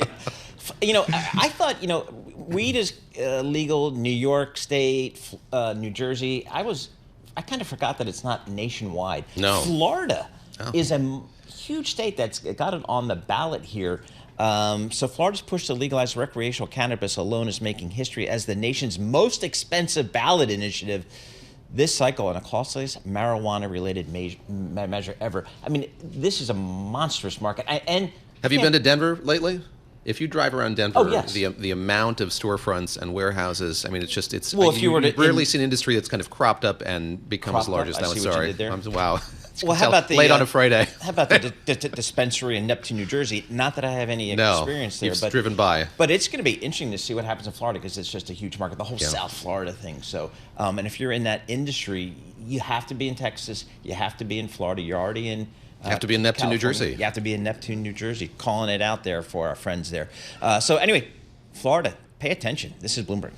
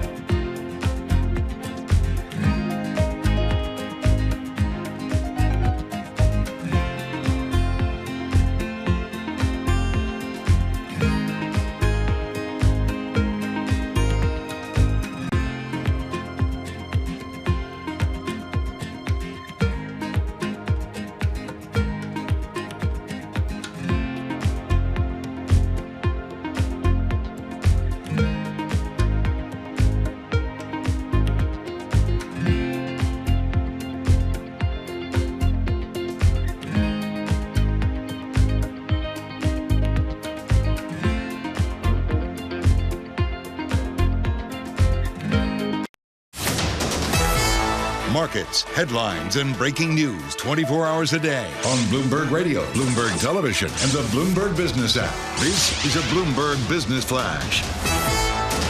From the Bloomberg Interactive Broker Studio, I'm Lisa Mateo. Stocks ending off the week on a positive note. Traders sift through a bunch of company earnings. The S&P 500 extended gains into a second consecutive session. We have the S&P 500 up 0.6%, 39 points. The Dow up 0.3%, 161 points. The Nasdaq up 1% at 192 points. We have the 2-year yield 4.04%, down 3 basis points. A yield on the 10-year 4.19%, and that's down 2 basis points. Shares of New York Community Bank Corp down 6%, provided guidance for net interest income, earnings per share 2024-2025 that came in below Wall Street's expectations. Then you have Capital One up 8%, profit that beat estimates, strengthened its credit card, auto lending business, and finally shares of Capri Holding really taking a beating, down 45%.